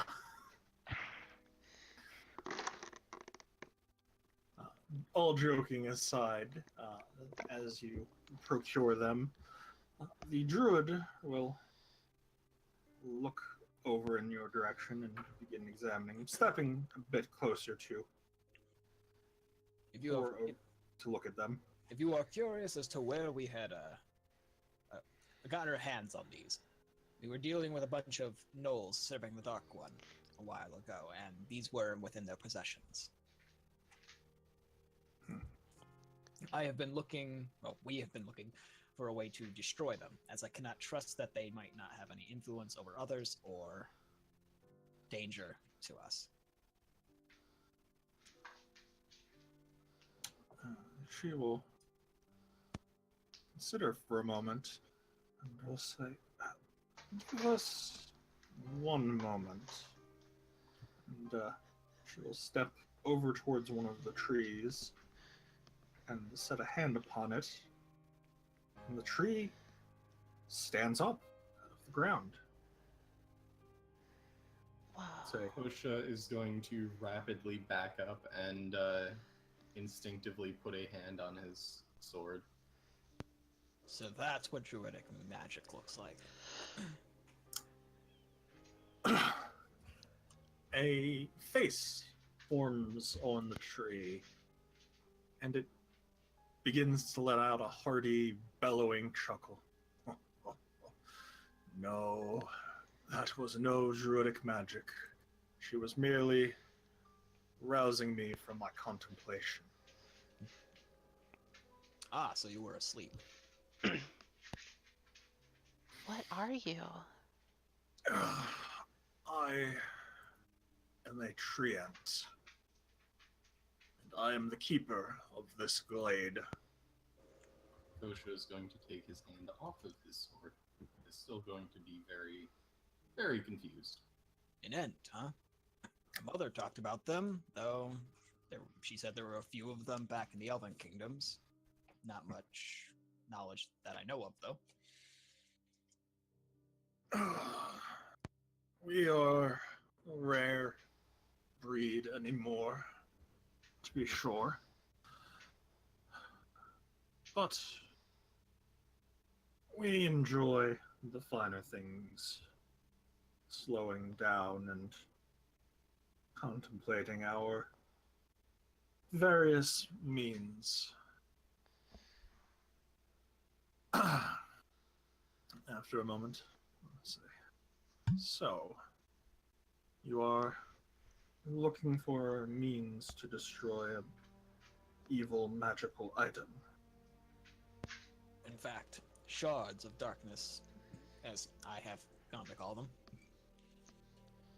Powerful dark energy, as my friend over there, Kosha, described to me. Kosha will give a bow. Well, it will consider for a moment as it stretches its various limbs out. Stands. Well, it would do me a little harm to attempt the simplest method first, if you would, and it will extend one of its tree branch arms to point at a very large, solid rock. Let us see if I could simply smash the piece first. So does he want the rock, or does he want us to put him on the rock? Put it on the rock. None of you Okay. guys could move the rock. I don't know if me, no, Kosha's Dex, right? Never mind. Eh, Nelly I could can't believe- definitely I can't- could. I keep forgetting you're a Dex-based character in full plate. works. No, we're just gonna set him on the rock. You rolled a 3. Don't you have a -2? No, wait, you have a -2. You had a -2 saves. Never mind. That's not a save. No, that's why I said I was reminding myself that you had beforehand a -2 saves and not ability checks. I still do.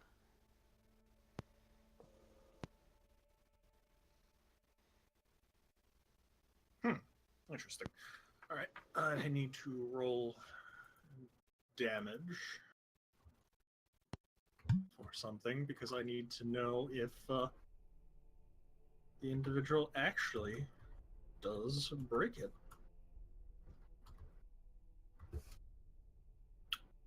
Oh man, it barely. The tree, after the shard has been set upon the stone, it will bring down a mighty limb upon it, striking it. And as it does so, the stone underneath shatters. But as it shatters and the rubble settles, the piece is still intact. This is puzzling.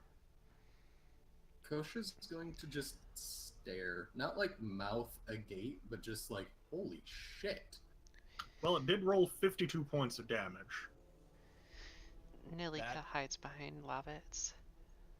That is some impressive strength. I'm surprised it didn't break. I am as well. Perhaps he considers for a moment. Do you have time to wait? I think so. We're in no rush. And if there's a chance to be rid of these things, I believe we can make time. I understand that some of you shorter-lived races prefer to keep things snappy. That would be, that is true for most people. Good thing I was raised to be patient. As long as you don't take years, we should be fine. I do not believe the spell will take more than 4 hours. Do you need help with the spell? Oh no, and he will stretch out his limbs.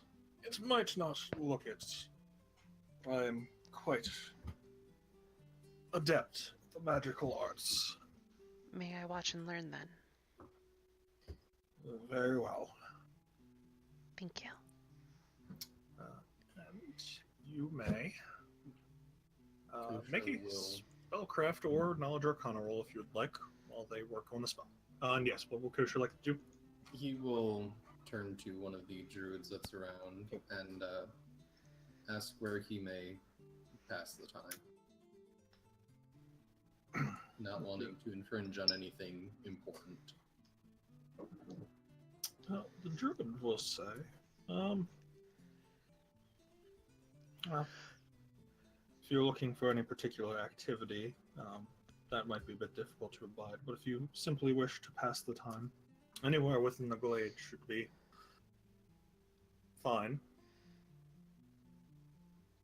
Kosha will nod and explain that he does not wish to offend. He does not know much of the druids. Well, Malika, you are going to watch the spell. Alabaster, Yeah. give me a perception roll.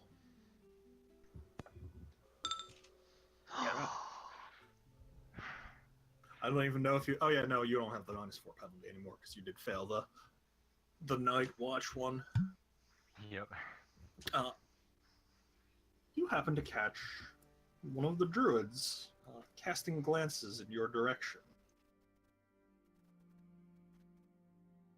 I give him a little head, Hmm? a little head bob. It's like hello. There's a moment of pause after the head nod of hello, but they will step over towards you. and you can see, now that they're a little bit closer, you're not quite sure how you sort of missed it before, but they have, right over their forehead, a magical third eye that is sort of floating about an inch away currently. It's created out of a blue energy, and their eyes themselves are also glowing with a bit of a blue energy. Divination. Specifically, actually, magical signs and center of power. But yes, divination. They have, as they step over, they say, "You are a unique one." I look very worried.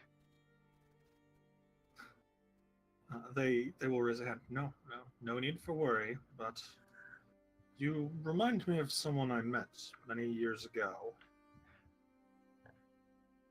Did they look like this? And I'll go. Oh, I can actually have a macro for it. I should probably go to the Kirk storage because that's where probably people are now. Oh yeah, you can't do the swap on other maps, can you? And I can. It just worked. Oh, huh. Did they look like this? Alright, you going to your actual true form? Yeah. Okay. I actually need a moment. The individual does reel back a little, but say, yes, they looked very similar to that. In fact, they may have looked exactly like that. All right. Looking a little excited now. And a little worried still. They were traveling with a... They contemplate for a second.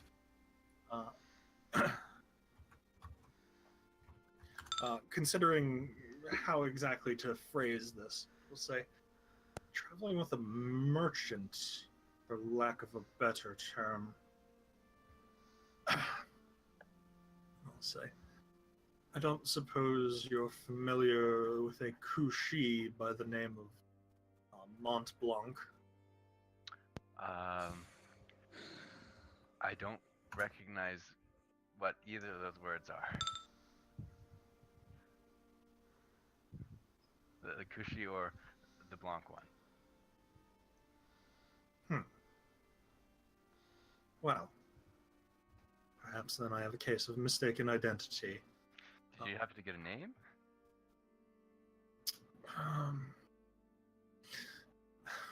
The druid sort of sighs a little. No, unfortunately, my dealing with the Kushi was very short. Know which way they were going or where they're coming from, by chance? It was many years ago, but they were coming from somewhere from the north. They said they were touring the lands, the human lands, to find someone to strike a few deals with. All right, well, thanks.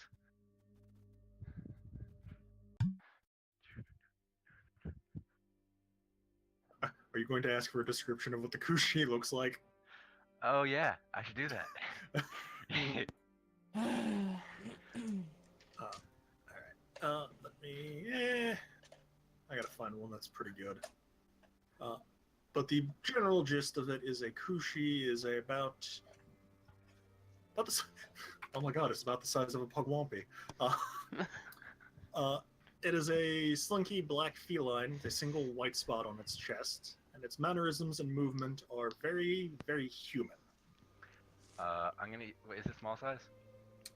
Tiny size, but you can do it as a small size. All right, I'll go to small size and work with him to try to get my shape shifting disguise to look as close to that as I can. Okay. So I can just add that to memory. You said it was a keshi, a koshi? Kushi. Kushi. Is that like a small puma? No. Okay. Stop talking about mythological animals, Project. The puma's a real thing. No, it's not. Neither is a warthog. Now you're just arguing semantics. But yes, I will actually provide you, Jamie, with the spelling for Kushi. Oh, thank you. Because it's not spelled the way you would expect it to be spelled. Line. That's a palico. Yes. It is a palico, but it does kind of look like a Kushi would. And yes, I'm aware that Kushi and the way it's spelled are nothing alike. Wait a minute, that's pronounced Kushi? Yes, it I is. always called that Kate Sith. I thought that was Yes. cat Sith. So as a fun note, it's like Gesh and Gias. Both are It- correct? Yes, it is a Gaelic name. But, man, Final Fantasy never actually says the word, does it? Nope.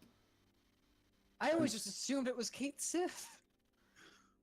I'm still just going to refer to it in my mind as a Melinx. I'm saying Kate Sith. I'm not gonna call it Kushi. No. Yes.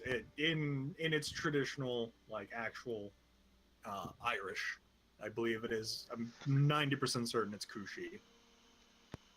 Man, you have the A, the I, the T that is silent with apparently a U in there. Listen, Gaelic and is then weird. the ITH is silent, but there's a CHI? Gaelic is very weird. Yes. What the fuck? It's pretty gay. Lick. Oh my god. That was bad and you know it. I don't feel bad though. Let me get a. Not after today, she doesn't feel bad.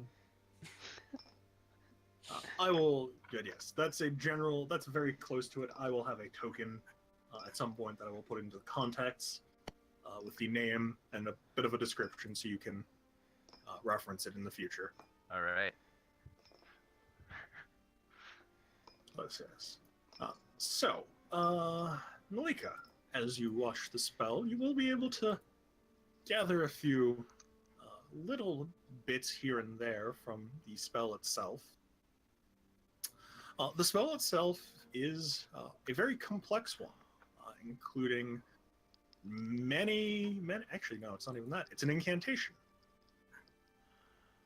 And the incantation over the hour, which, as a note, he does cast entirely by himself. And from what you know of incantations, that's kind of difficult. Yeah. Indeed, She probably old would've- and- No, I was just saying that's he's probably a very old and very powerful being. Yeah. If I had to guess, he's probably the most powerful being in this current area. Even if he needed help, Nilika would probably just have gotten in the way. Mm-hmm. Yes. The incantation takes time, but at the end of it, whilst he is exhausted, he will will call over the group to discuss his findings. All right. I wasn't too far away from Melika. This item is incomplete due to a failed destruction attempt. They could not truly destroy it. There are 9 parts. No, hold on. There are 10 parts in total to this blade. It must be reunited before another attempt could be made to destroy it. 9 more parts. Is it Jeez. safe to just like have in a backpack?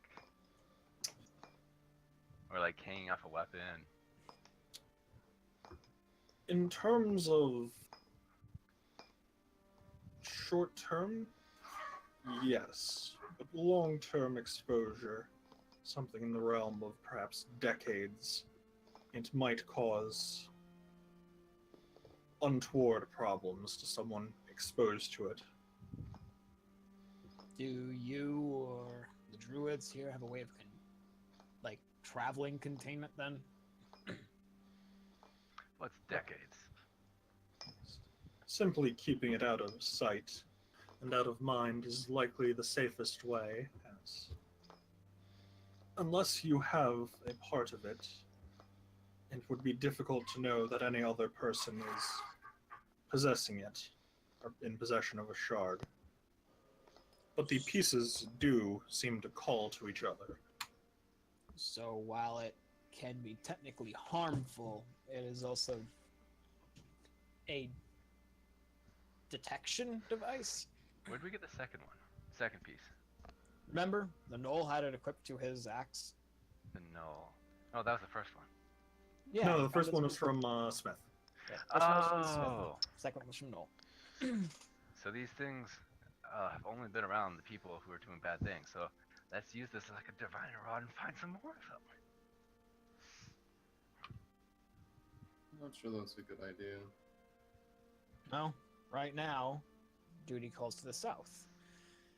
If we find any more that direction, then I guess we're technically in luck. Well, with them you could begin attempting to find other pieces of the blade. It is a weapon, and I was able to discern a name for the weapon in its full glory. Or in its full, not in glory, its full power. It has a name. It does. It is called the Blade of Woe. That definitely does not sound like a good thing. I think it sounds like something someone could have a very fun time using in a town full of people. I mean, I don't know where that came from. Could there be a nobility or religion check about this weapon? History. Can't do history. That's Nelica's. Oh, damn it. Hmm? So close. Were you so close to another 20? Yes, she was. Oh, she would have known everything if she got that. I know what this blade is, what it was used for, and who made it. Not only that, I know where all the pieces are geographically. Oh I can yeah, see Blade of them Woe. now. Oh, well, they put a piece here and here and here. Too bad I don't know geography.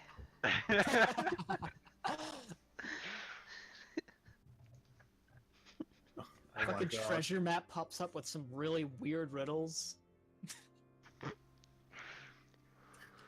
I forgot about it, the Blade of Woe being a weapon in Skyrim.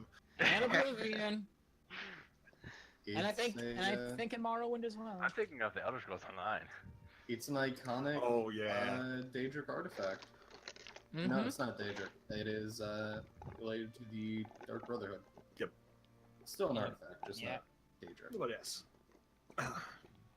Nalika, you do know at least the name.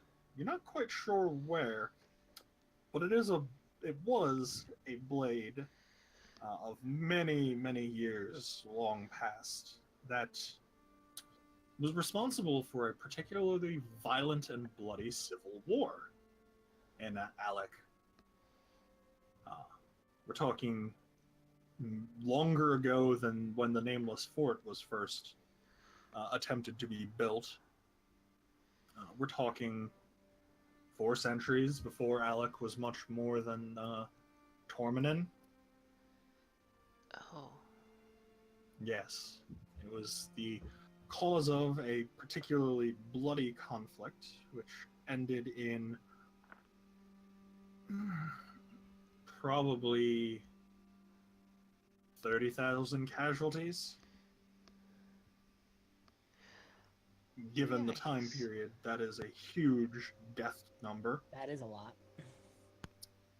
And specifically, after the conflict, the time then referred to as anti-paladin that wielded the blade and led the civil war, fell in battle, and the blade wasn't seen again, except for a few times during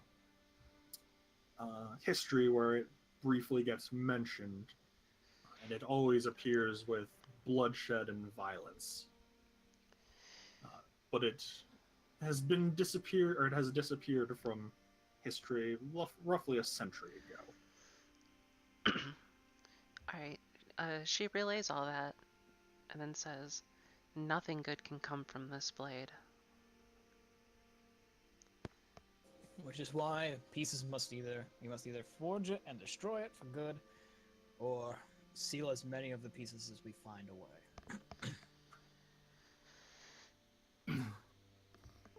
Indeed. Power of this magnitude does not enjoy solitude, or call to its other pieces, or call to people with weak wills, and will try and get reunited. Sealing it away might only be a temporary solution, even for someone with my life expectancy. Regardless, no mortal man should ever wield such a blade in that case.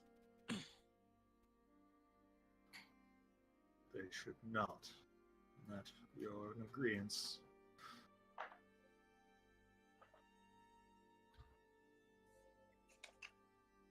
The druid will say, if you so desire, you may rest here for the evening, deliberate, discuss. But your current best bet is to find the other pieces and figure out a way to destroy the blade. I'm sure that since we carry 2 of them, anyone else with the pieces will... Welcome back, Jamie. I'm sure, since we have several pieces already, that we're bound to run across them in our journeys anyway. Could these have been the source of nightmares?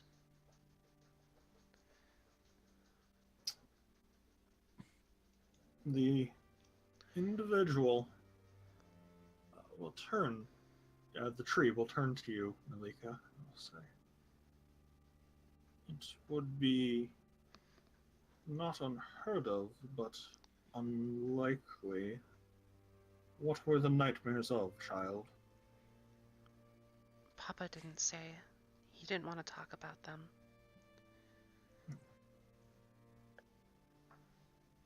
It would take a very in tune individual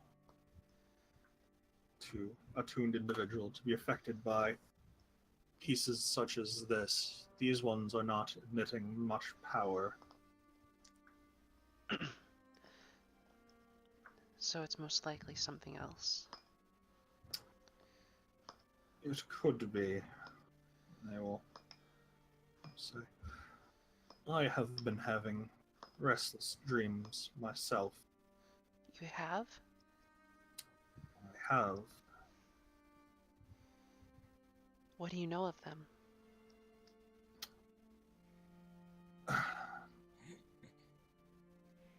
The tree rustles a little bit. And it will say, I have seen death in the streets of your cities, and fire raining from above. These dreams have troubled me.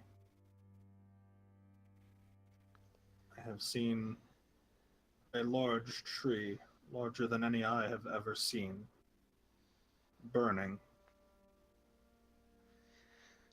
Do you think this has to do with the aurora?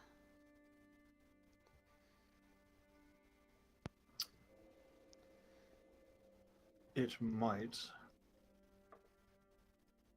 Though we have not seen much of this aurora.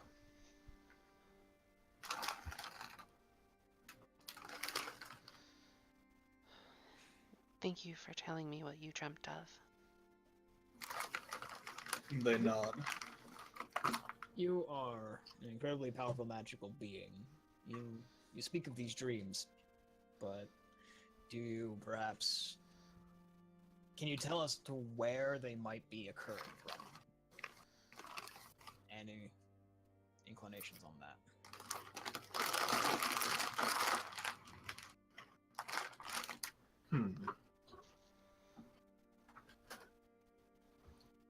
He will think for a moment. I must consider for a little while. Perhaps in an hour, or perhaps in the morning, I will have a better answer for you. Very well. Well, since we were offered, I'd say let us rest here for the day. Nalika nods. My theme crapped out. How many hours is left in the day? At this point, talking You are- daylight or actual hours left? Hours left. It's probably about that. Probably about 9 hours till it's midnight. Sweet. I'm gonna be working on my weapons. Okay. Do you have anywhere to work on those? I have now? a free glove now. Oh, his doesn't require like actual things. It just Okay. sort of helps. But let us take a quick 5-10 minute break. I want to break down the rest of this bag of chips. Okay. Alright. God damn it, Jamie. Fix your shit. How? Yeah, I for don't what know, it's worth. fucking... I don't know, use some divine magic, hit it with a mace, find something out. Good old cleric approach. No, that's the Fonzie approach. Just beat the shit out of it until it starts working. It's also the alabaster approach. Show it who's boss by opening it in administrator mode.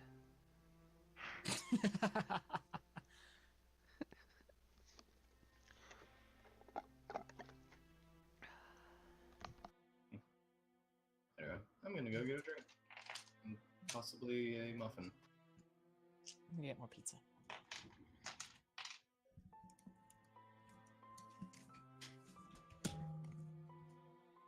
Ding dong.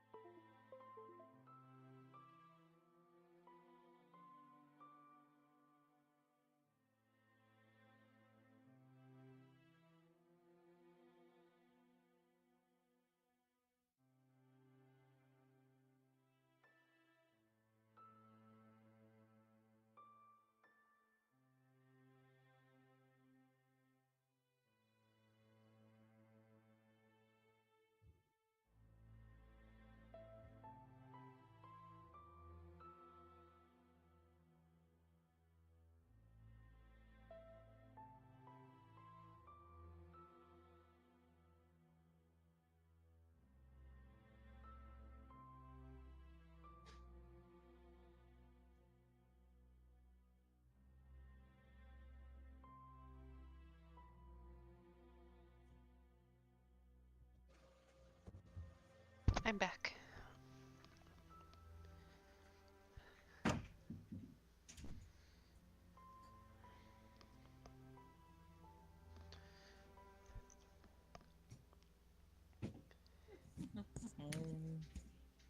Alright. I am back with food and drink. Welcome back. Thank you. Thank you. Anyone else back? No. Alright. Ghost of fuck all past.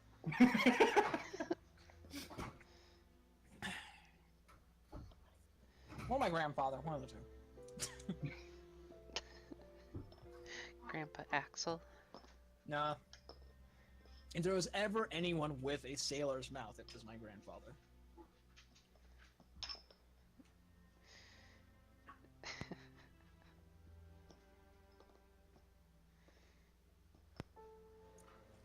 That's how I know I inherited it well.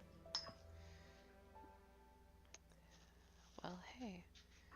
At least you're not bound by the taboo of swearing. Nah, never particularly cared much about it.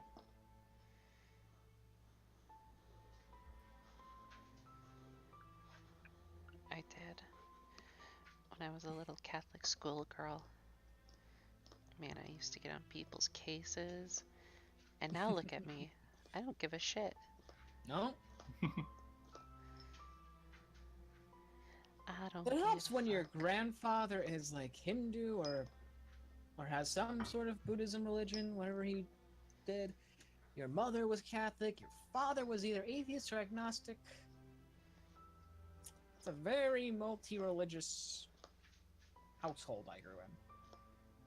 Damn.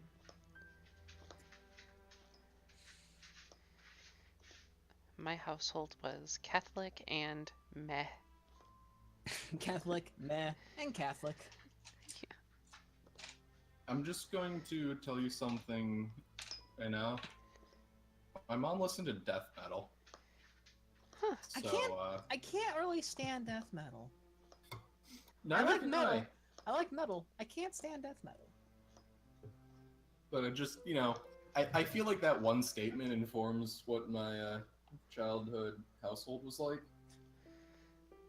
Atheist, agnostic, or satanic. Or meh. Or normal. All right, I'm back. Welcome back. Thank you. How are them chips? They were very good. Chippy? Yep. Cool. Oh, mine. Yes. Just so you don't feel like you're being left out. I feel as though I have to inform you that my mom listened to death metal. Oh. We were talking about religion, and then he brought that up.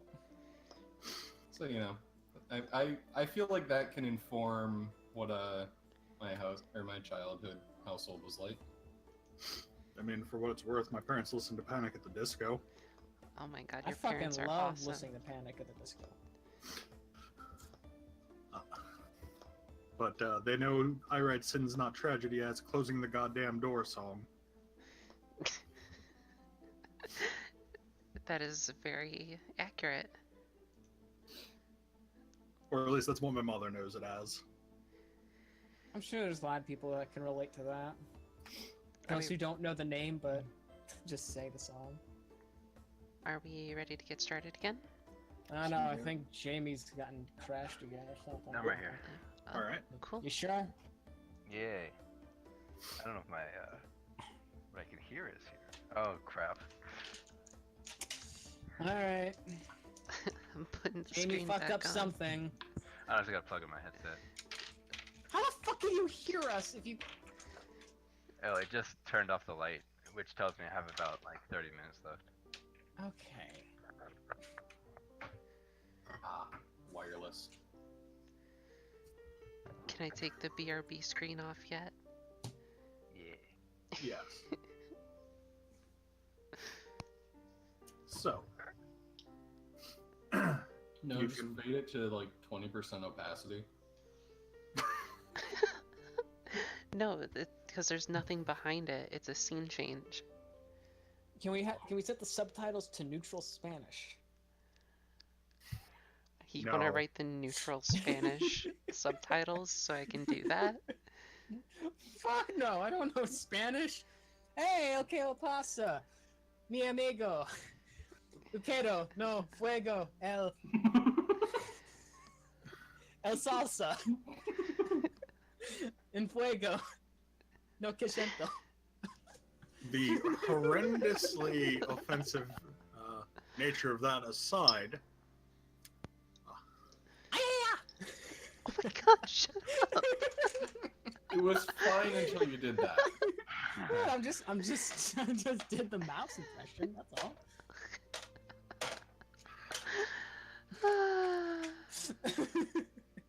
You fucks are laughing, don't deny it. You're just as bad as me. You shut your fuck up. Let's just get this out of the way. Let's just get this Shut out of the way right now. We're Shut your all fuck horrible people. You shut your fuck up. I love it.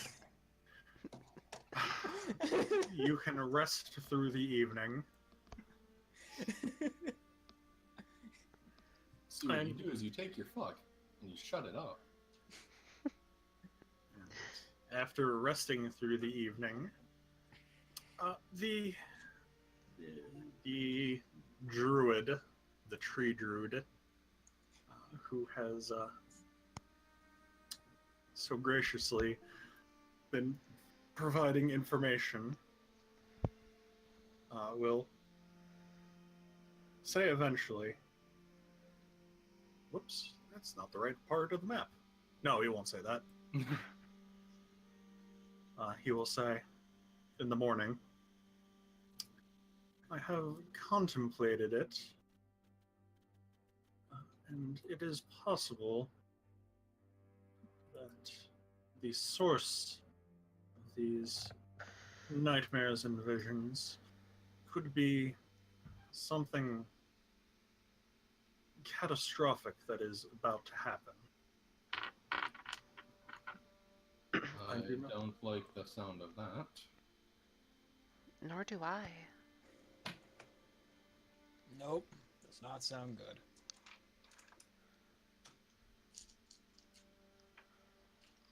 No, it does not. However,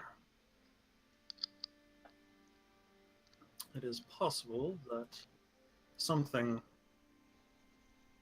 is happening that is going to cause unimaginable peril, and those that are in power to commune with the divine or the natural, or perhaps those that are just very attuned, are beginning to catch a glimpse of something happening.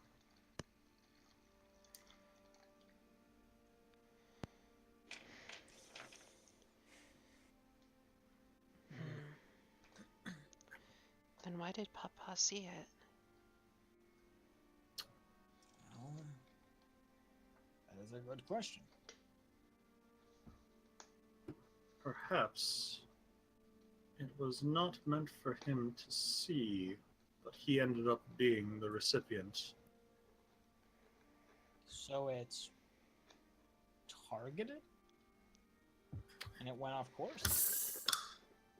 In a manner of speaking, that might be what happened. So it may have been meant for me. Yes.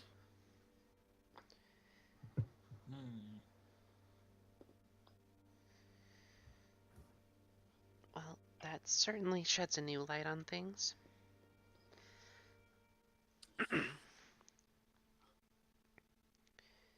Do you think they've at least ended now that I'm gone? They perhaps have, yes. Oh boy, hold on. I fucked something up on the world map. But if the nightmares were for you, what happens? What happens now that you've moved on? I don't know. Because if they're meant to be directed towards you, that means they're being directed towards someone or something. We haven't been gone that long. That is true. How does a dream get directed? I don't fucking know. I'm not an expert on magic. Magic I can works only in use a mysterious little bit in ways. town. Wait, you can use magic? Not in the same way as you can. I was born with it, but sadly, because of my birth, I can only use my abilities while within a village, town, or some urban environment. Perks of being born from an elf. Kosha looks very confused. You're part elf? I'm born human, but my mother was an elf. That's why I know the language so well, but not able to read it. My mother has currently left Alec for the last, I'm 28 to 15 years. She's currently up to where the elves live, as per my and Sir Every's discretion. Given Alec's views towards the non-humans, I did not want any harm coming upon her. gods, how did they let you in the order? Oh, because the Order of the Sword does not care about your religious status, your racial status, or if you're poor or nobility. That is why the church that's one of the reasons the church despises us. As well as my father was the king's knight. So there was that. I was born human. I can see like an elf and I have some powers from them. But other than that, I am all human. My life will end as short as every other. Yeah. How do you think I see so well during the dawn and the dusk? I guess I didn't notice.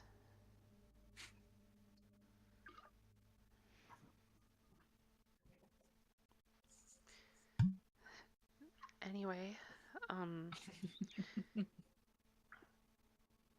she turns back to the person who was informing us. Yes, the tree. Yes. It sounds weird when you say it like that, and not as the ent. No, the tree. Yes, the end. It's not technically wrong. He's not technically wrong, it's just kind of funny, because it just makes it sound like we're talking to just a tree. I mean, And not a living thing. Technically, trees are living. Technically. Oh, shut the fuck up. Shut your fuck up. No. No, I will not. So, Malika, you were going to say something? I completely forgot. I apologize. It's I okay. apologize for nothing. Like the goddamn cat you are. Oh. No, I already asked that. I lost it. That's okay.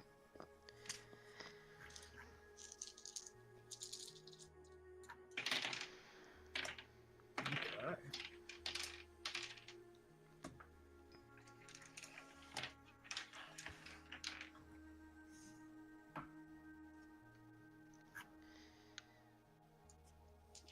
Does he have anything else to say? As he is considering saying something, I need perception rolls from everyone. Good old perception. Hey, I rolled a 13 again. Hey. I rolled under a 10 again. Wow, that's really bad, Taka. Good job, Albert. You rolled the second best. Well, it just so happens that as you're considering, as the tree or the treant is considering these things, you happen to catch sight overhead, all of you, of an enormous creature that casts a shadow upon the ground. A gigantic, winged beast, possibly larger than the entire size of the village you all met in. From wing to wing and snout to tail, That thing again. as it's streaking through the air, you can see radiating from it an aura of heat. It seems to form flames just streaking off the creature. As it does so, and it begins flying, it spews a gout of flame from its mouth, torching the ground below it. You're not quite sure where it's torching or what it's doing, but you can tell the damages will be very intense.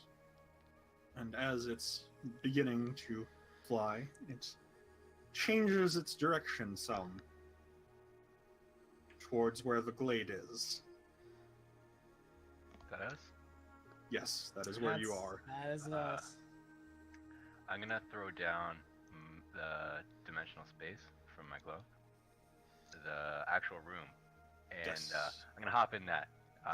You guys should join me. It's safe in here. Okay. I have a question. How many cubes do you have? Is it 3 or is it 2? Or is it Let me 1? get this spheres. It's caster level 2 right now. So it should be 2 10-foot cubes, I believe.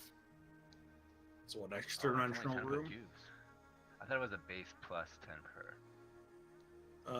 No, it is just it's 10-foot cube per caster level, arranged in a contiguous manner. What can fit in? How much can fit inside that? The entire party and likely most of the actual normal-sized druids could fit inside of that. What about our mounts? It would be exceedingly cramped for the party and the 2 mounts. What if Alright, me can and I go Nelica inside are- the cube, make another cube, and go another cube deep? Unfortunately, no, you cannot. You cannot. trying to fucking nesting doll Minecraft the your way space. in this? You cannot nesting doll space. What if several of us were just on top of the mountains when we went in? Would that help? It still would be cramped. Like it's 10 foot by 10 foot by 10 foot cube. It's 10 by 20 by 10. Is this a thing where I can make it where I have surfaces in the thing? If so, can I have floors for this 10-foot bit? Motherfucker, if there weren't floors to begin with, where would we stand? He's No, talking as about in 2 another- levels. Yes. So you can fit more people. It'd still be uncomfortable, but yeah, I think you could do that. Alright, I'll do that. Yeah. Look, cramped is fine. Okay, I'm getting us and the mounts inside. So if you're making 2 levels, Nilika will get on the top level. Yeah, I'll get up top too. Okay. Technically, I think Taka could hang from the ceiling, but that might just be warped. Oh no, what about the poor Ent though? I know, right? He's gotta be big. The Ent will not fit. Oh. The Ent is 30 feet tall at the very least. Yeah, there's no way up. Yeah. Poor Ent Ent. alone would not fit. Yeah. Man. But he can just hide like as a tree. Yes, hide as a tree when fire is coming down. Yeah, but why would it breathe fire on a tree? There's so many trees. It's Jamie. indiscriminate. Is Jamie. Adrenalic coming? Adrenalic is currently... She's off attending other things. She's outside of the glade right now. That's Oh, good. oh, by the way, I don't know if the fire will come through this hole. It's 5 feet wide up top, so that's a warning to everyone in here. Will hold my shield up if need be. I Oh yeah, no, Well- you can... wall it Yeah, you- off. Oh yeah, Yeah, you you can wall it up. Never mind. Oh, that's so much better. Yep, Pumped yeah, him. you can actually... Alright. Well, as you all hastily make your exit, getting a few of the druids in that are around as well, the group of you will unfortunately have a front row seat to some of the devastation that is to come, as the massive creature flies in, and whilst the treant considers hiding, they are going to take a more proactive defense and will, using some spells, attempt to protect as much of the glade as they can. As the creature strafes by, it unfortunately causes a great amount of devastation to the Trent, who seems to be redirecting the damage that the glade is sustaining to himself to protect his glade and his home. You know, As I think despite being immune to fear, Kosha is terrified. It's a horrifying experience.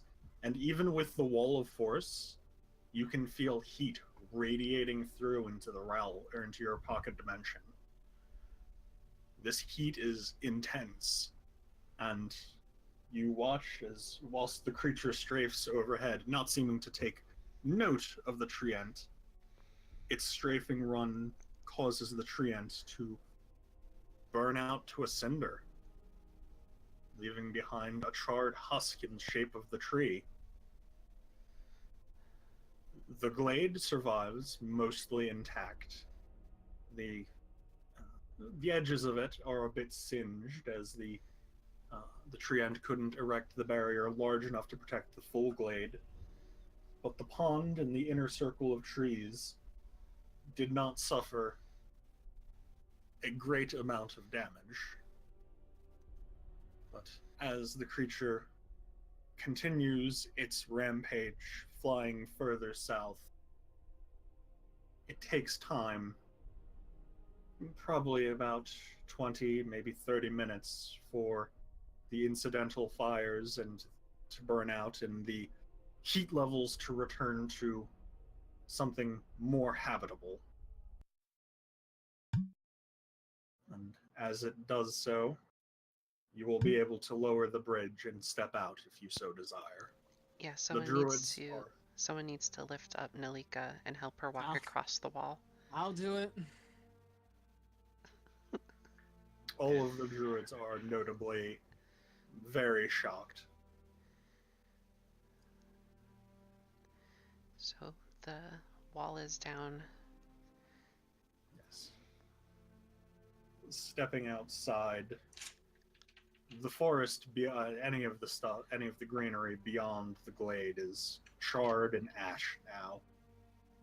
The treant is a smoking pillar, roughly resembling the shape that it once had in life.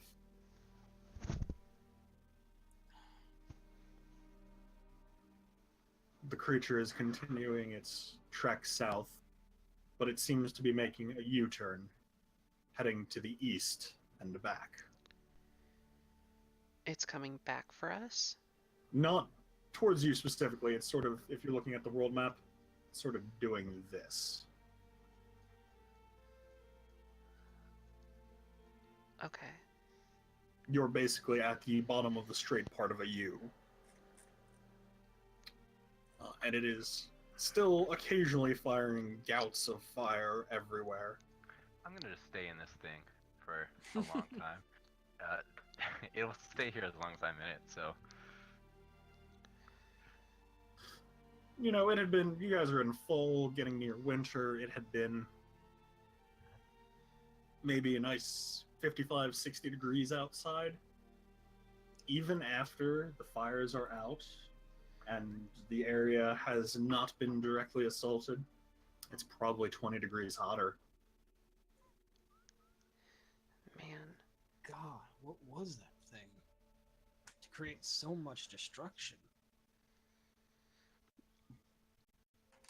I don't know. Kosha is just sitting there, just trying to keep something resembling calm. Nalika looks very pale and shaken, but she, after a little bit, shrugs it off and looks over at the druids, who are probably running around like chickens with their heads cut off, and asks them, "Do you have any wards?" The woman who had greeted you the other day, who has the most composure still, the other druids are clearly bereft at the loss of such an ancient and veritable font of knowledge and wisdom. She'll say, "We have some wards. Why?"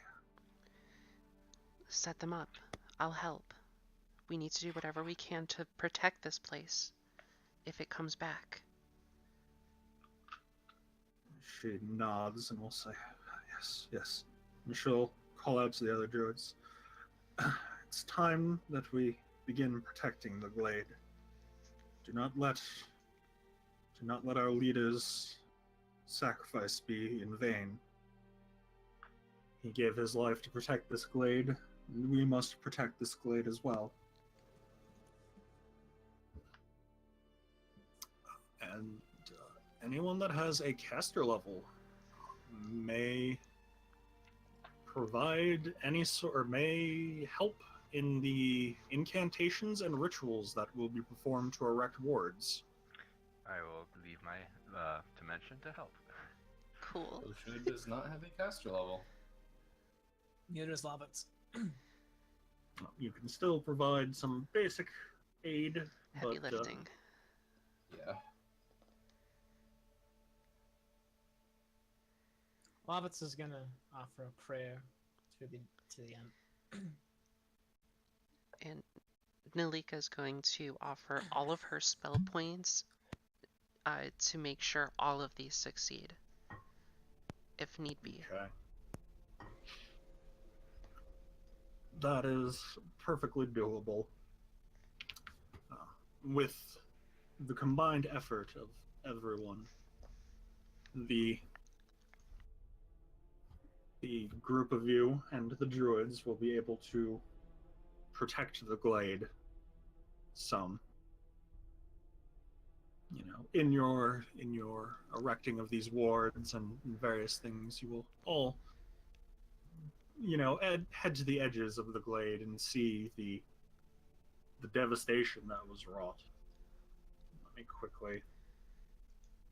Let's use you for color so that we can get a very basic sort of mark on the map of what exactly has happened. That didn't look well, or that didn't work well. That does not look good. Some of this is beyond what you would be able to see, but you've got a general feel for the swath of destruction this creature has laid down. Is that essentially filled in? No. Okay, so that's its path, essentially. Yes. Still, that is a significant chunk of forest just gone. Forest, grasslands. Mountains. Are there forest fires? Or is it just Um, charred? It is just charred. This was not regular fire. This charred everything.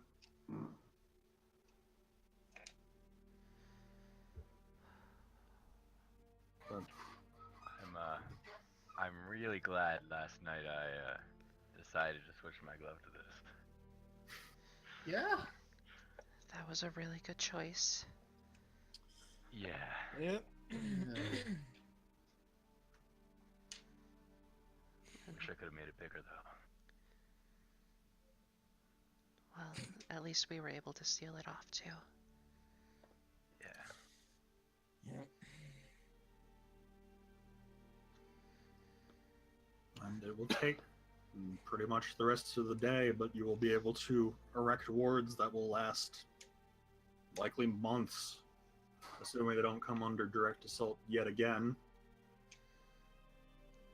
But as the day is winding down, the druid woman say, I can't thank you enough for what you've helped us with here, outsiders. But I hate to ask this, but while we are tending to the wound here, could you perhaps try and find where this beast came from? Well, it's not the first time we've seen it, but this is the closest we've.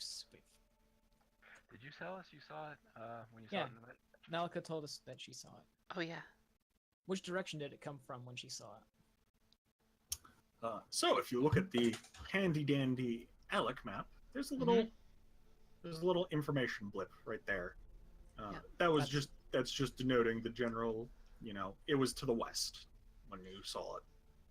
We don't exactly know where it came from, but we had seen it in our travels with Andrew and Nalika a few days ago, coming from the west. is what Nelica saw the other night. And so my best guess is that somewhere in the mountains or the infernal realm. Is that the general direction where the pillars came from? It is. Well, it looks like we have no other choice but to go that way. As much as I'd like to keep traveling south, far away from that beast. Are we sure we want to get closer to that thing? To what? To the thing that just destroyed everything. We're going away from it. Oh. Yeah, it's to the east right now. Oh. Yeah, Where it came was to the west. beast is over here, if you're on the map. And we are going this way.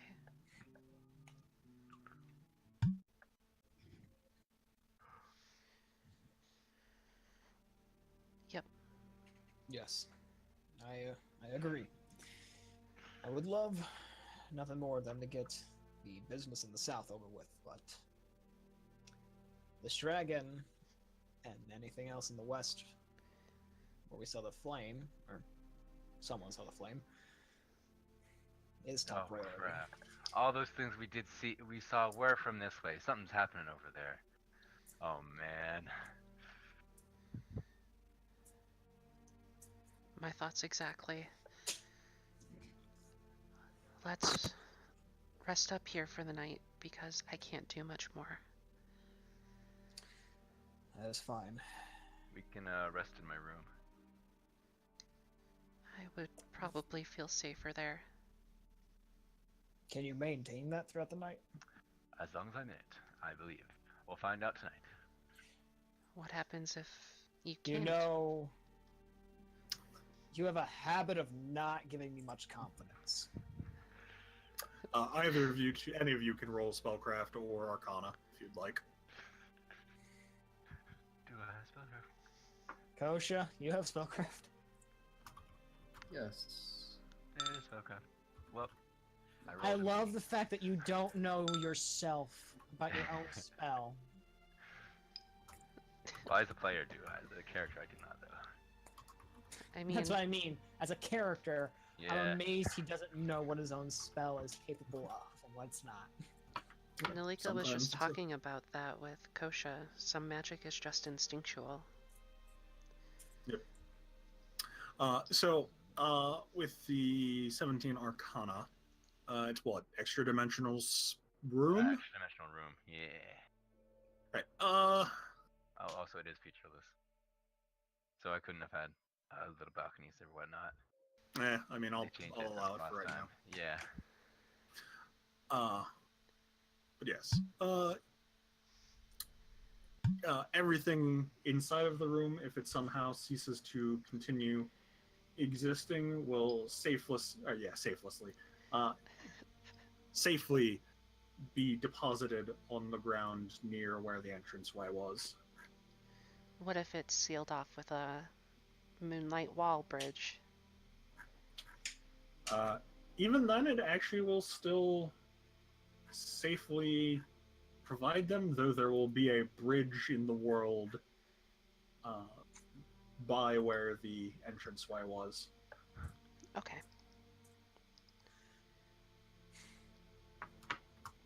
If Nalika explains that it's safe, then Lavitz will rest in it. Yeah, she'll say, well, usually magic like that has smart ways of bringing us back into the real world.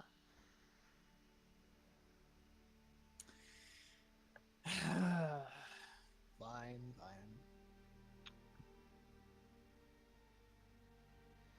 I will rest within a magical room.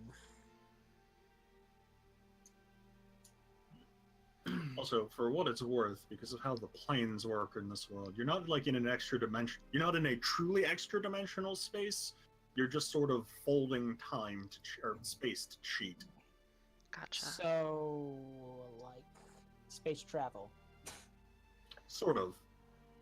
You're Like, momentarily creating an area of expanded space. Like Event Horizon.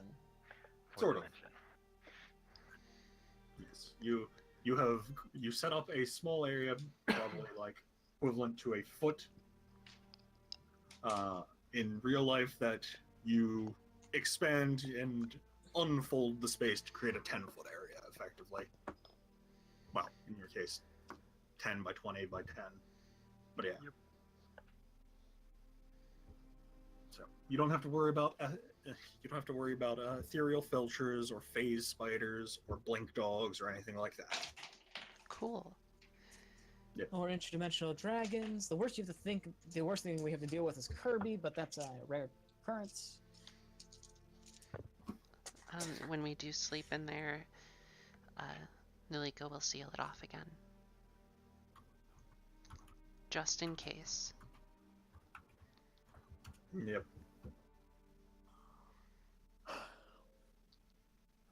Throughout the evening, you will rest and regain any lost spell points, any lost resources for the day.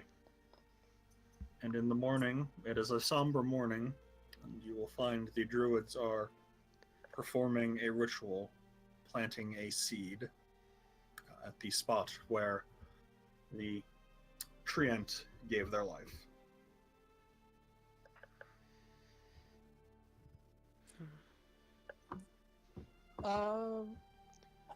I don't have a list of gods, but there was an elven god like that. Wasn't there one for like nature or something? In the list, no, but yes, there is. Yeah, a lot of it's offering an elvish prayer this time. Okay. Given the elves and their closeness to nature. Is there anything that Nilika can imbue the seed with? The ritual itself actually seems to imbue it with some energy, but you could Just a little attempt bit to of luck. imbue it with a little luck. Yeah. Maybe make it grow a little bit faster. One day, many campaigns from now, you will encounter the world's luckiest treant. He is rhyming his entire speech. He becomes the tree from Dragon Age Origins.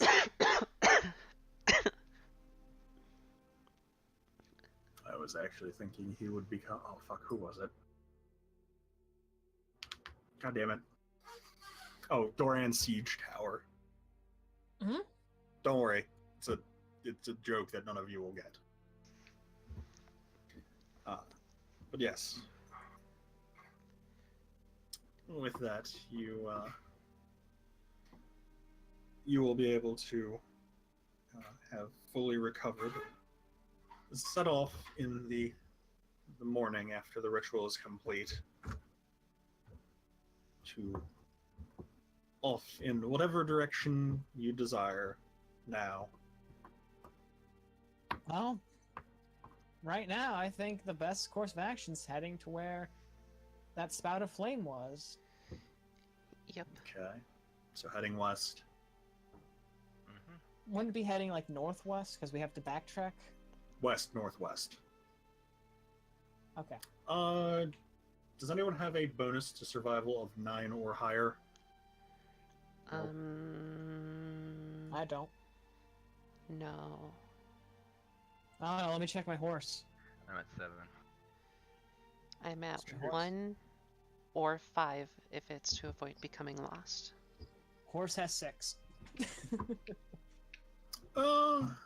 Actually, with all of those bonuses, yeah, you can do northwest or west northwest, and I won't even bother making you guys roll survival rolls. You have enough people collectively that you could compensate. Sweet. Okay. Well, let's go ahead and your first day of travel, which is getting yourselves back in the area, will go by uneventfully, as will the next day, and the day after that. However, going into your 4th day, about halfway through, I will need perception roll You got it. from everyone.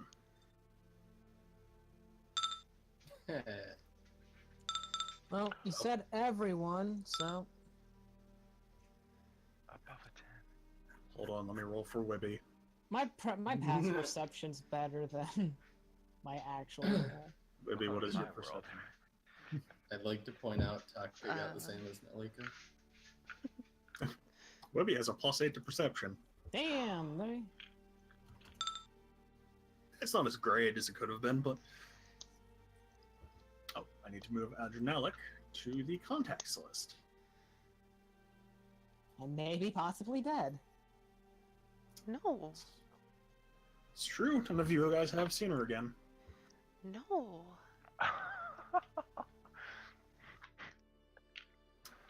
Okay, so...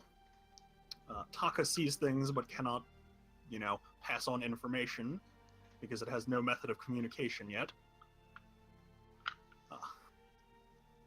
Albert can pass on some empathic information, but Malika and Alabaster, as you're traveling, you will be able to begin finding interesting things. It's about round one, a little after you start moving again for after eating your lunch. When you come across the first burnt body,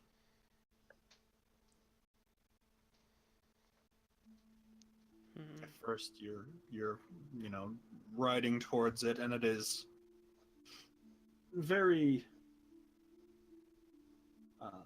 out of place. You're in green hills. Nothing around it is charred or singed or even like anywhere near this level of burnt. And you pass by it, and it's just there on the ground. That's not a good sign. I wonder how he died. You wonder how he died? Or if it was the fire, or he was Alabaster. Yeah. No, he actually has a legit point. What was that again? For you, Jamie. Oh, I was pointing that out. Well, I was But- making the point. yeah, what was the point, though? That he may have died before the fire, or from the fire. Well, We're a few those- days out, so It is possible. If it was before the fire, that means we need to be on edge. But I if don't know, it's what from does the fire- area around us look like? Right now, it's just pleasant green hills. How's there a burnt person here? That's the oddity of this first one. There's nothing around here that's charred or singed or anything like that except for this body. I'm gonna check him for non-burn wounds. Okay. Yeah, you can give me a perception roll to look him over. does he need help? I didn't find anything. It looks like he was just burnt. Ugh. God. 20. Can I have your luck bonus? No, I can't give Unfortunately, it I to don't other think- people. Yeah, Damn. She can't give that one to other people. Damn. So, Lovitz. Mhm. It's almost subtle at first, but a strange point of note is that even before being burnt, they appear to have been desiccated in some capacity. They seem smaller than they should have been. The burning has exacerbated this, and at this point they look little larger than the stereotypical display of a mummy. But they are very, very small given the structure of the body. There is some truth to what Alabaster here speaks. It seems like the body had been desecrated beforehand. Desiccated. Desiccated beforehand. Not sure by what, though. Mm-mm. I'm sure we'll find more answers on the way.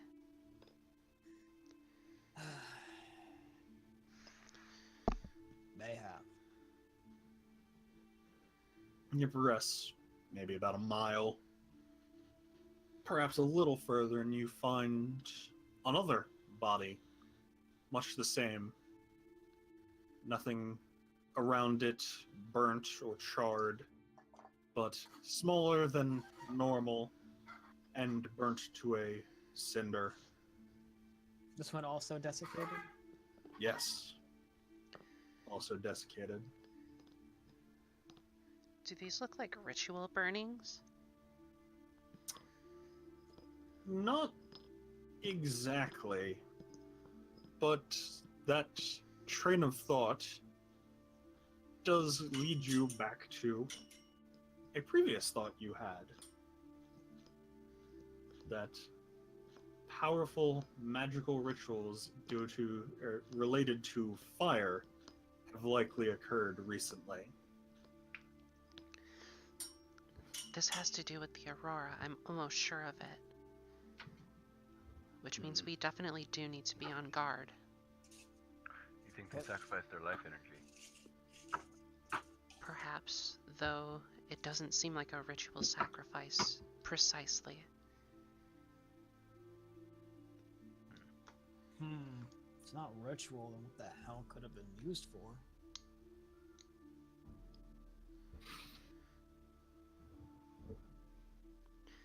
You will pass by a few more before you near the end of your day. It's starting to get dark, and you had been riding a little harder than normal these past few days, trying to, close distance. When you catch on the horizon a cindery hellscape, for lack of a better word. Gray ash, charred trees, numerous charred bodies, and at the center of it, a single broken orange gemstone, roughly the size of a newborn child. The hell is this, and why is it the only thing that has survived? Do you think we can still sell that? I don't know. I'm more Nilika's- curious as to what it is first. Nilika's going to walk up to it and inspect it. Okay. Riding through the charred, ashy hellscape, it's unsettling, especially with the memory of roughly 4 days ago you could have been caught in this same sort of cindery hellscape, and nothing in this survived. But as you're looking at it, and you see it sort of split apart on the ground, it almost reminds you of an egg.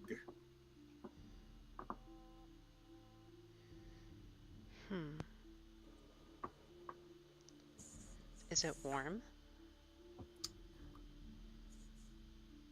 It is. Quite warm, in fact.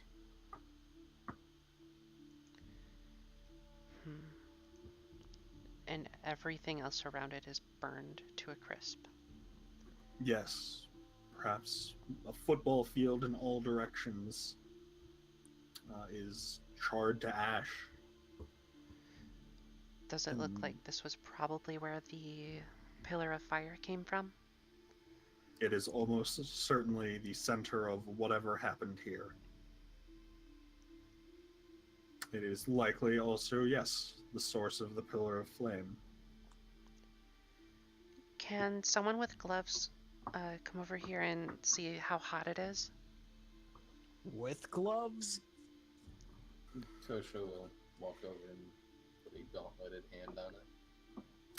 Now, you have a metal gauntlet, correct? Oh. Yes, but I would imagine it has leather gloves inside it. Otherwise, who the fuck designed these? Yeah, that's the thing. It does, however, as a note, Isn't the metal usually on the outside bit? Yeah, the metal's Yeah. on the outside. Not yes, the... it's metal and then leather, but there's still going to be some residual damage to the leather interior.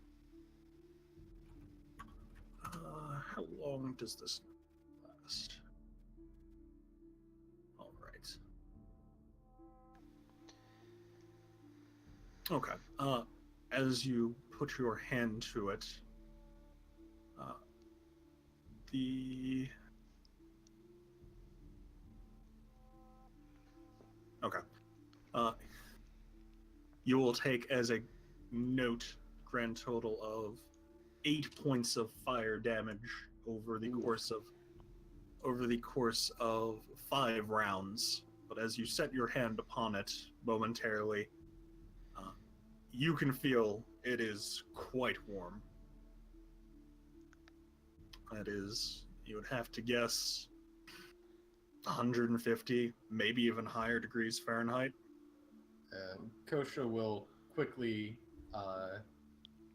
pull his handbag and begin taking the gauntlet off. Yes. Probably a Just good move. Yeah. Don't touch that. Got it. Thank you for trying. It is definitely too hot for us to carry around normally. Then I'm not switching the go back. Will taking the gauntlet off mitigate any of that damage? Yes, it'll have it. Okay, so total of 4 points. Yep. why not? Why can't we just throw it in your pocket dimension like we did the other things? Well, right now it's set to only work while I'm in it. It's a room rather than a dresser. I mean a drawer. Just toss it in the room for right now. I had to be in the room for the room to be there. Magic. Yeah. Can we just not let's try tying it with a rope. I can't imagine the rope's gonna last long. Unless the rope is fire resistant, I don't think it'll work. So we need a water rope. Alabaster. I don't think that would work. That's not how ropes work. Hmm. We don't exactly have a way of carrying it. Kosha's gonna pick up a handful of the dirt ash that's around and throw it on there, see if that has any effect. As you do, the ash will fall to rest on it and will not reignite. It might be that you could cover it in ash and it would dampen the heat. Think I could make a weapon out of this thing? Alabaster, no. How much rope do we have? I don't have any. I think Kosha has 50 feet. Yeah, we could fill up a small pack full of ash and see if it burns through. Oh, I mean, well, let's do something. Put something. Let's get. Oh, there's probably not any local plant life. Okay, this is stretching it a little bit. But would Nalika be able to make a sort of sled with her bridges, or are they immovable essentially? They are immovable. Okay, that's what I thought. It's a cool idea though. What if we put the shards on this thing? No. No. Bad Alabaster and bad Jamie. I mean, for what it's worth, it's not the stupidest plan I've ever heard. Yes, putting objects of evil power onto a stone that is incredibly hot and possibly can create fires. I'm just gonna go out and say I don't think that's a good idea. So what we could do to test to see before we put it in a pack, we should probably put it in the state it would be in when we put it in the pack, but put some wood or stuff from outside the burn radius around it and see what happens to the wood and stuff.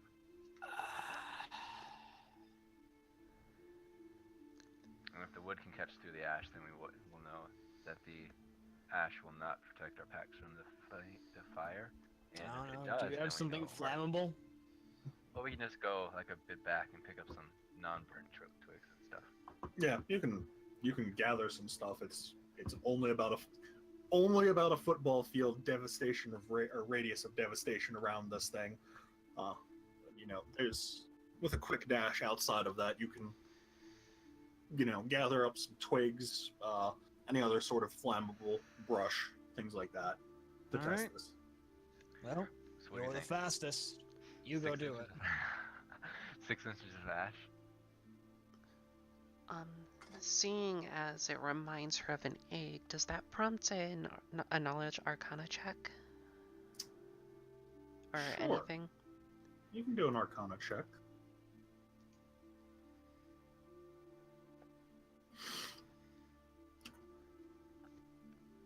There had been discussions. You're not quite sure where you heard. But there are creatures that have eggs this size. And a particularly rare type of creature known as an elemental might have some sort of egg like this, but there is another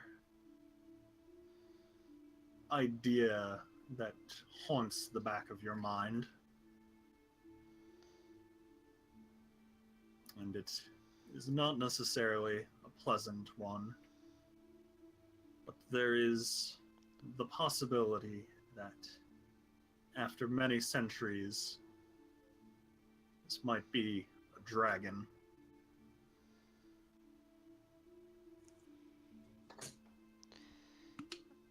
Are dragons throughout history mostly evil? Fortunately or unfortunately for many involved in history, the last documented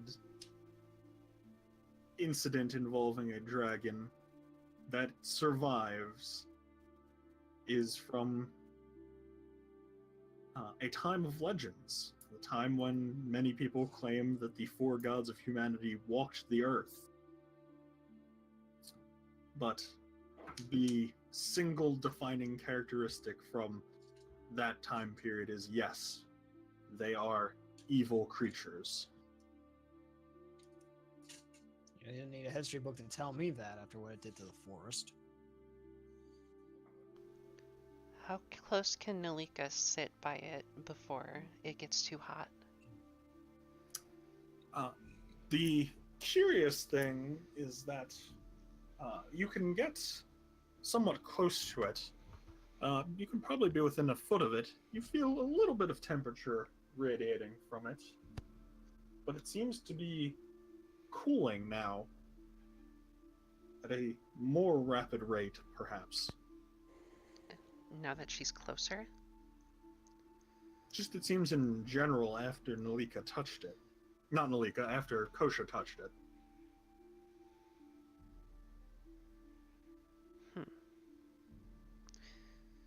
It's odd, certainly. Are you in there? There's not a response. Is she talking to us? No. She's sitting next to the egg looking at it and said words to it. Yeah. That's just a little confused. Must be something magic related. Not everything's magic related. Well, I mean, yeah, maybe it is. I don't know. This entire area is turned to ashes. This thing is the only thing here, and there was a fucking dragon or whatever flying about. I think most of what we're dealing right now is in terms magic related.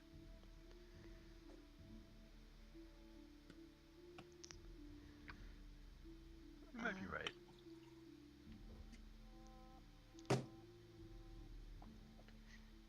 She'll try to touch it. If it's Okay. cooling down. It is. And as you touch it, you feel a strange sense of energy. And I need perception rolls from everyone. Uh-oh. Oh no, Mama Dragon's come back.